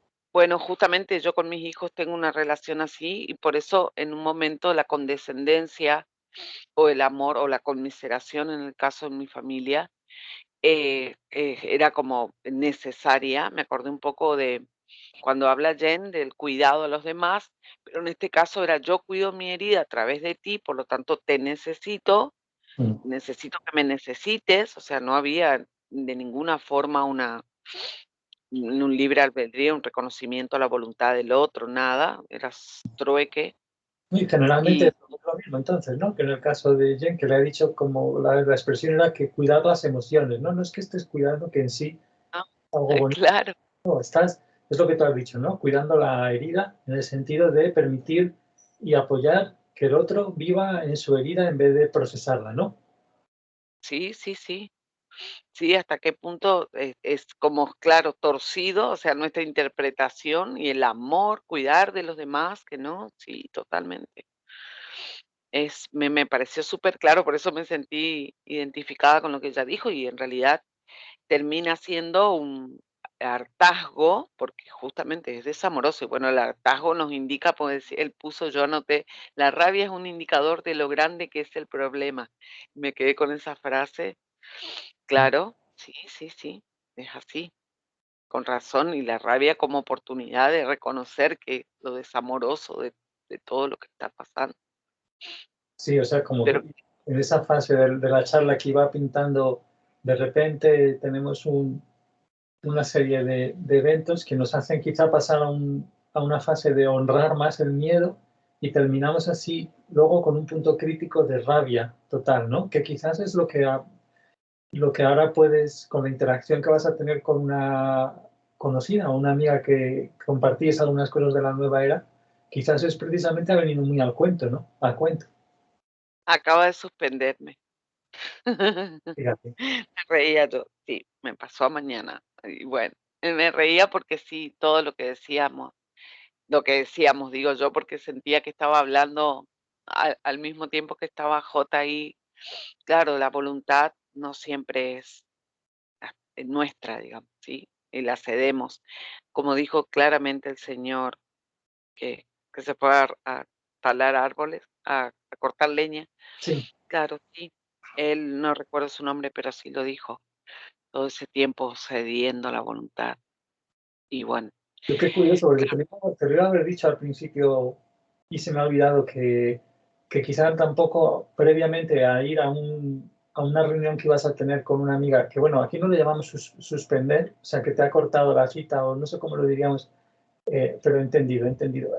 De repente te iba a decir, oye, pero sí, como vamos a ver esta parte, que estos talleres de libre albedrío son muy conmovedores, digamos, para las heridas, joder, lo mismo es como un poco forzado que luego tienes que salir de casa, no sé qué, y como sí, a veces sales muy tocada de las cosas estas, por lo que sea, por sí, entre a mí todos me los pasó espíritus de tu con casa él.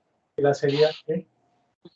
Sí, con él me pasó, lo que él contó me pasó de llorar y buscar, de verdad, acá tengo en el buscador, porque ahora ya vine a la compu, masajeador para pies, porque digo, claro, es justamente esa parte, la dureza y en realidad, me doy cuenta, por supuesto, que es la fachada, que me aferrarme a mi sistema, todo lo que vimos, la resistencia, ahí no me salía, por eso no me Y salía la palabra, se me ha la ocurrido, resistencia. se me olvide, que fíjate que, que el señor ese es en el momento cuando ya está ahí más airado que se pone el masajeador. Entonces me ha surgido la pregunta de compartir ahora, ¿no? De preguntarnos, oye, pues no será precisamente que o sea, hay que estar atento a esas situaciones.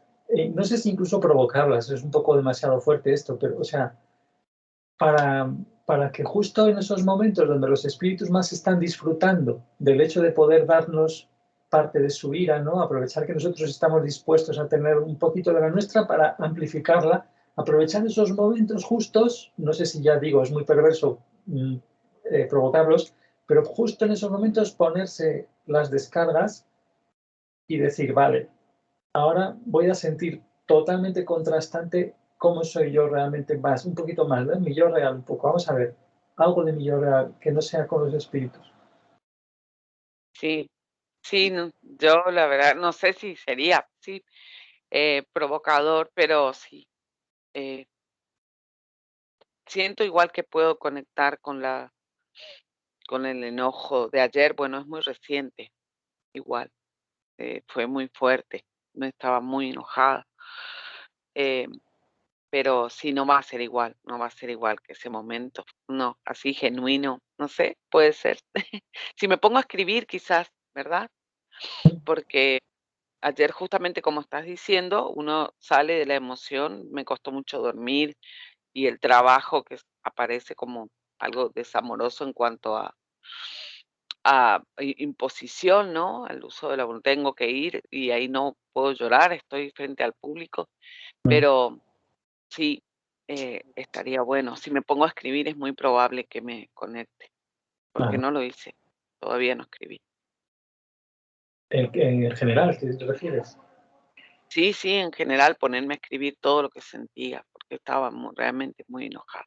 Ah, ¿te refieres en general? No, en un momento concreto de mucho enojo, sentarte a escribir. No, decía ahora como para volver, como para activar y retomar un poco. No sé si va a tener la misma intensidad, tampoco tengo el masajeador.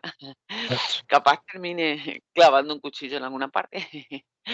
No, siento que, claro, en este proceso de la verdad, de que dijo al principio, en esa parte que no estaba el texto, que algunos se dormían, que otros, claro, yo percibo la influencia en este sentido, ¿no? De que están acá, del boicot, entonces, claro, sí, es probable que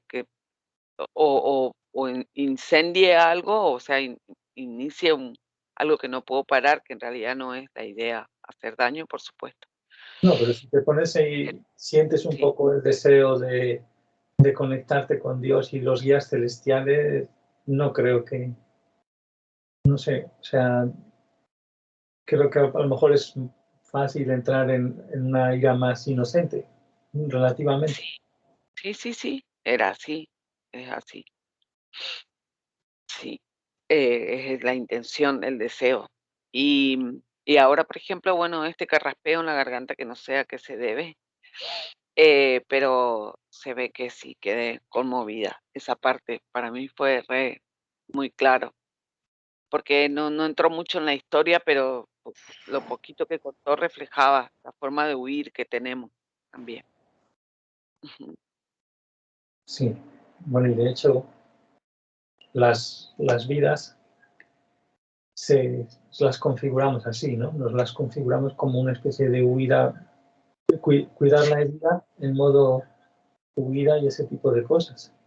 Y cuando esa chica que he parado un poco el vídeo porque es súper relevante, que Miller le detiene completamente la historia que está contando, empieza a hablar de los espíritus sin personalizar y ella, pero si es que tú estás todo el rato así y no es que no hagas nada, no estás en posición fetal en casa durmiendo. No, tienes una vida muy activa, pero entregada totalmente a la voluntad. Y justamente cuando anoté la frase que dijo Mary, te vas a sentir peor antes de sentirte mejor. Bueno, también eso se convierte justamente en lo que acabas de decir, una constante con tal de no cambiar. El otro extremo por ahí un poco de la idea de resolver algo, ¿no? Hacer de la inacción, o sea, no es una inacción, pero buscamos el equilibrio, entonces, bueno, lloremos, como le decía a mi hermana yo, pero no, tampoco es llorar todos los días y por cualquier cosa, porque asociar eso es otra parte de la fachada, y bueno, Claro, yo también. esa sería una emoción de la fachada muchas veces, que es una emoción de sustitución. O sea, no queremos sentir los lloros relativos a algo que nos hizo pues, el padre o la madre, que tenemos sacralizados a las madres, por ejemplo, mucho, o alguien del entorno, o durante la concepción, algo que absorbimos. No queremos sentir esas cosas, y entonces vamos montando emociones de sustitución, ¿no? Y entonces quizá parece ser que la persona que dices, este familiar, pues está muy enganchada a esas emociones de sustitución, y quizá hay espíritus concretos que a lo mejor no son los mismos que a los demás están influyendo, a los que tienen autismo por allí, esas cosas que creo que dices que es esa, a lo mejor no son los mismos, y otros espíritus que están llorando ahí, aprovechan a llorar también sus cosas y siguen en la fachada, ¿no? Puede ser. Claro, sí, totalmente, y poder ver eso en ese sentido, porque justamente está con un punto ciego, digamos, eh, nadie lo ve, sigue operando gracias a ese desconocimiento un poco. En un momento, a ver, ¿dónde anoté? Descubrirás más verdades, no creyéndome a mí, sino a través de tu conexión con Dios. Claro, y en la resistencia a la fe, que es lo que yo quiero hablar en el próximo, yo me encuentro con esto. O sea, una cosa es la falta de fe y otra cosa es la resistencia a la fe, y muy claro lo dejó cómo opera la resistencia y la ley, a su vez, tratando de armonizar, no, armonizando, no tratando de armonizar. Y claro, pero es el deseo, en definitiva, lo que ofrece. Eso lo estoy viendo, pero no sé, súper claro. Pero claro, me resisto a sentir que es lo que estoy haciendo, digamos. Y en definitiva termina siendo una resistencia a la fe, porque tengo muestras muy grandes de No, grandes en pero el sentido pero como vimos ayer, tenemos que constatar muy bien cómo nuestra fe está puesta en error. en el error, O sea, totalmente, claro. Sí, sí, que esto es, en el error. no sé si eso en aquel taller, tú que lo has mirado más hace poco, que vimos de la serie del 2016, que hay que seguir con la resistencia a la verdad y tal, pero ahí no incide mucho sobre eso, es raro, no incide, o sea, no trata mucho el tema de, sí, bueno, resistencia a la fe, pero ¿a qué estamos llamando fe? Porque en realidad tenemos ahí que ser honestos y darnos cuenta de las creencias falsas que queremos desear, que estamos desesperadamente deseando que sean ciertas y apoyando. Exacto, sí. O sea, estamos con el error, vale. Sí, en el esquema que ofreces debajo de ese está eso, que es breve y tiene 5 páginas nada más, pero está muy focalizado, parte justamente de lo que es la fe y es lo que dice él. Son muchas preguntas, bien directo, como que va así, como le dijo a la chica, bueno, salimos de la historia, entramos en la emoción. Y está muy bueno, claro. Sí, pero que el título, digo, es equívoco porque ahora estoy empezando a recordar un poco más. Sí que en ese esbozo hay preguntas de este estilo, ¿no? De decir, a ver, ¿en qué creencias falsas tengo fe? No he dicho así de esta manera, pero, o sea, ¿qué creencias me impiden desarrollar mi deseo y mi fe en direcciones más armoniosas, digamos, ¿no? Sí, yo lo desarrollé sin querer, buscando qué beneficios obtengo, porque de sostener esta actitud de resistencia. ¿Por qué me quedo acá? Digamos que estoy buscando un poco, qué estoy obteniendo para poder verlo. Sí, o sea, serían las cosas relativas a adicciones y tal.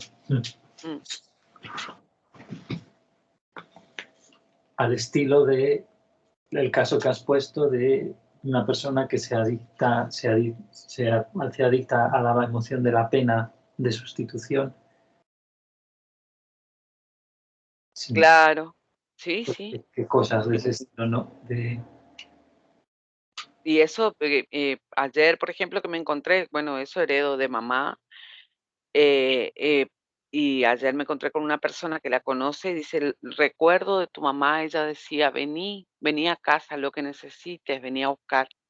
Y ahora ya lo puedo ver en otro lugar, inolvidable tu mamá, y sí, un poco como Jen también, muchas veces vimos nosotros el otro lado de esa fachada. Nosotros en casa, digo, en la intimidad de su ira y su enojo, y claro, pero el resto no conocía eso, ni ella misma, ni nosotros. Pues sí, no sé si estos síntomas que te dan, siempre nos preguntamos, o sea, si deberías ahora de respirar solamente, no quedarte a solas, porque date cuenta, que se me ha olvidado comentarte antes cuando has hablado del caso de la psicóloga, cuando realmente estás en el yo herido, quieres estar a solas con ello, ¿no? Como vimos en el vídeo que vamos a subir pronto, que hicimos ayer, esta conversación, este comentario, quiero decir, traducción, que íbamos traduciendo una interacción muy bonita entre Miller y Mary, que es muy ilustrativa de cosas. Y entonces ahí Mary se va, porque las ganas que dan cuando realmente procesamos algo de la herida es de estar a solas, ¿no? Entonces, no sé si es contraproducente muchas veces, ¿no? Que hemos consigues contactar tú por lo menos, a lo mejor con alguna cosa más causal y sin embargo en el momento hay que a lo mejor aprovechar. Sí, es cierto. Sí, No sé. se siente. Se siente la predisposición, o sea, la amorosidad se siente. Y además de ha suspendido permitir. tu amiga la cita. A ver qué tal mañana. A ver, espero que no sean sus espíritus que le han dicho ya, no, nada de no te acerques a estos que están en el camino del amor divino y que quieren estarlo, a ver si, porque ya tendrá los suyos ahí, pero ella de alguna manera está siendo humilde, por lo menos está pidiendo, o sea, no está entrando en la rabia ya solo directamente, no está proyectándola, no sé qué. Por lo menos la nueva era le ha servido para algo, pero entonces ahora vas a ir tú a verla para que salgan los espíritus estos y termine de conectar con rabias y cosas, igual que tú y yo. Sí, esa es la intención al compartir, bueno, con mi familia, sobre todo, que es la que vive conmigo, y para poder convivir, armonizando, de comprender mis deseos, entonces se los planteo un poco abiertamente, pero contextualizando, digamos, no de forma arbitraria, ahora no hago esto, o así imponiendo, sino justamente y abriendo un poco a que si desean, hagan su propio recorrido, y sí funciona. En este sentido está, por lo Sí. menos, Sobre todo reflejado.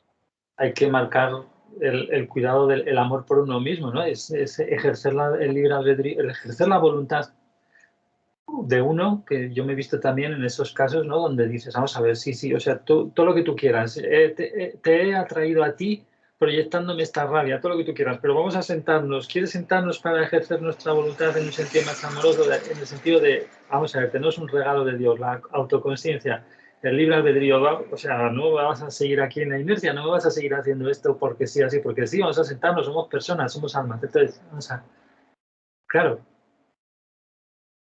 eso. Sí.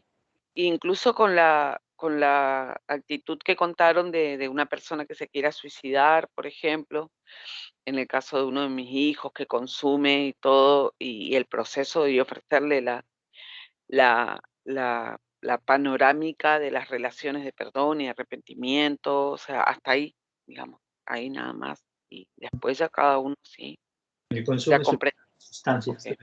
Ujú, sí. Que ya es su elección y que en principio que la vida continúa, o sea, esto es simplemente una transición, si es que muriera él, puedo morir yo también. Antes, digo, pero que el proceso continúa, eso a mí me ha marcado muchísimo un antes y un después en esta comprensión de la totalidad, porque ya no digo que no tenga miedo, pues seguramente algo va a surgir, y si fuera dramática la forma de morir o algo, pero a lo que voy es que reconocer lo posterior, un poco ayudado como con el 30 años entre los muertos, todo este material que ofrecen constantemente y que de alguna forma te permite participar, o sea, no participar, asumir tu responsabilidad del proceso completo, lo que sigue. Como decía él, yo les digo lo que va a pasar si hacen lo que hacen y con qué se van a encontrar después. Bueno, eso es lo que hago, nada más. Sí, al principio lo tuviste que hacer con los hijos un poco más, sin haber visto del todo bien estos talleres de libre albedrío, que la verdad es que yo creo que tuve influencia mala para no haberlo terminado porque requería haberlo visto justo cuando empezamos, la verdad, por todo lo que conlleva, que estamos viendo que va muy al grano de cosas muy prácticas, muy simples. Y es una pena que no lo hayamos completado, pero bueno, te recuerdo y me recuerdo que no me he acordado de decirlo antes, por si alguien lo escucha, que ya hicimos en aquel entonces varios vídeos de con la primera sesión, pero también con una parte de la segunda sesión, solo donde habla de restringir a los niños la libertad de forma amorosa, con ejemplos. Vimos así, más bien leyéndolo que viéndolo como hoy, leyéndolo en grupo. Creo que incluso también estaba Ana Paula, además de Marisol, en ese de restringir perdón, Ana Paula, Ana Pilar, siempre me confundo, tantas Anas. Ajá, Ana Pilar, Ana Ana P, Pilar estaba.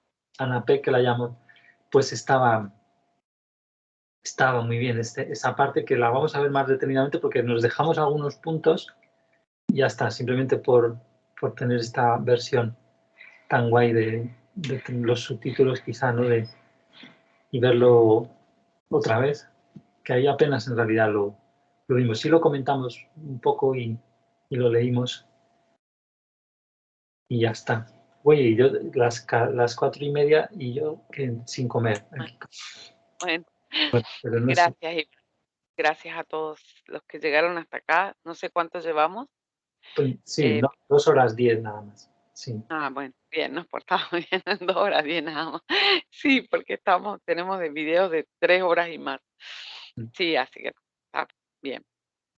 Muchas gracias. Bueno, muchas gracias y vale, voy a cortar.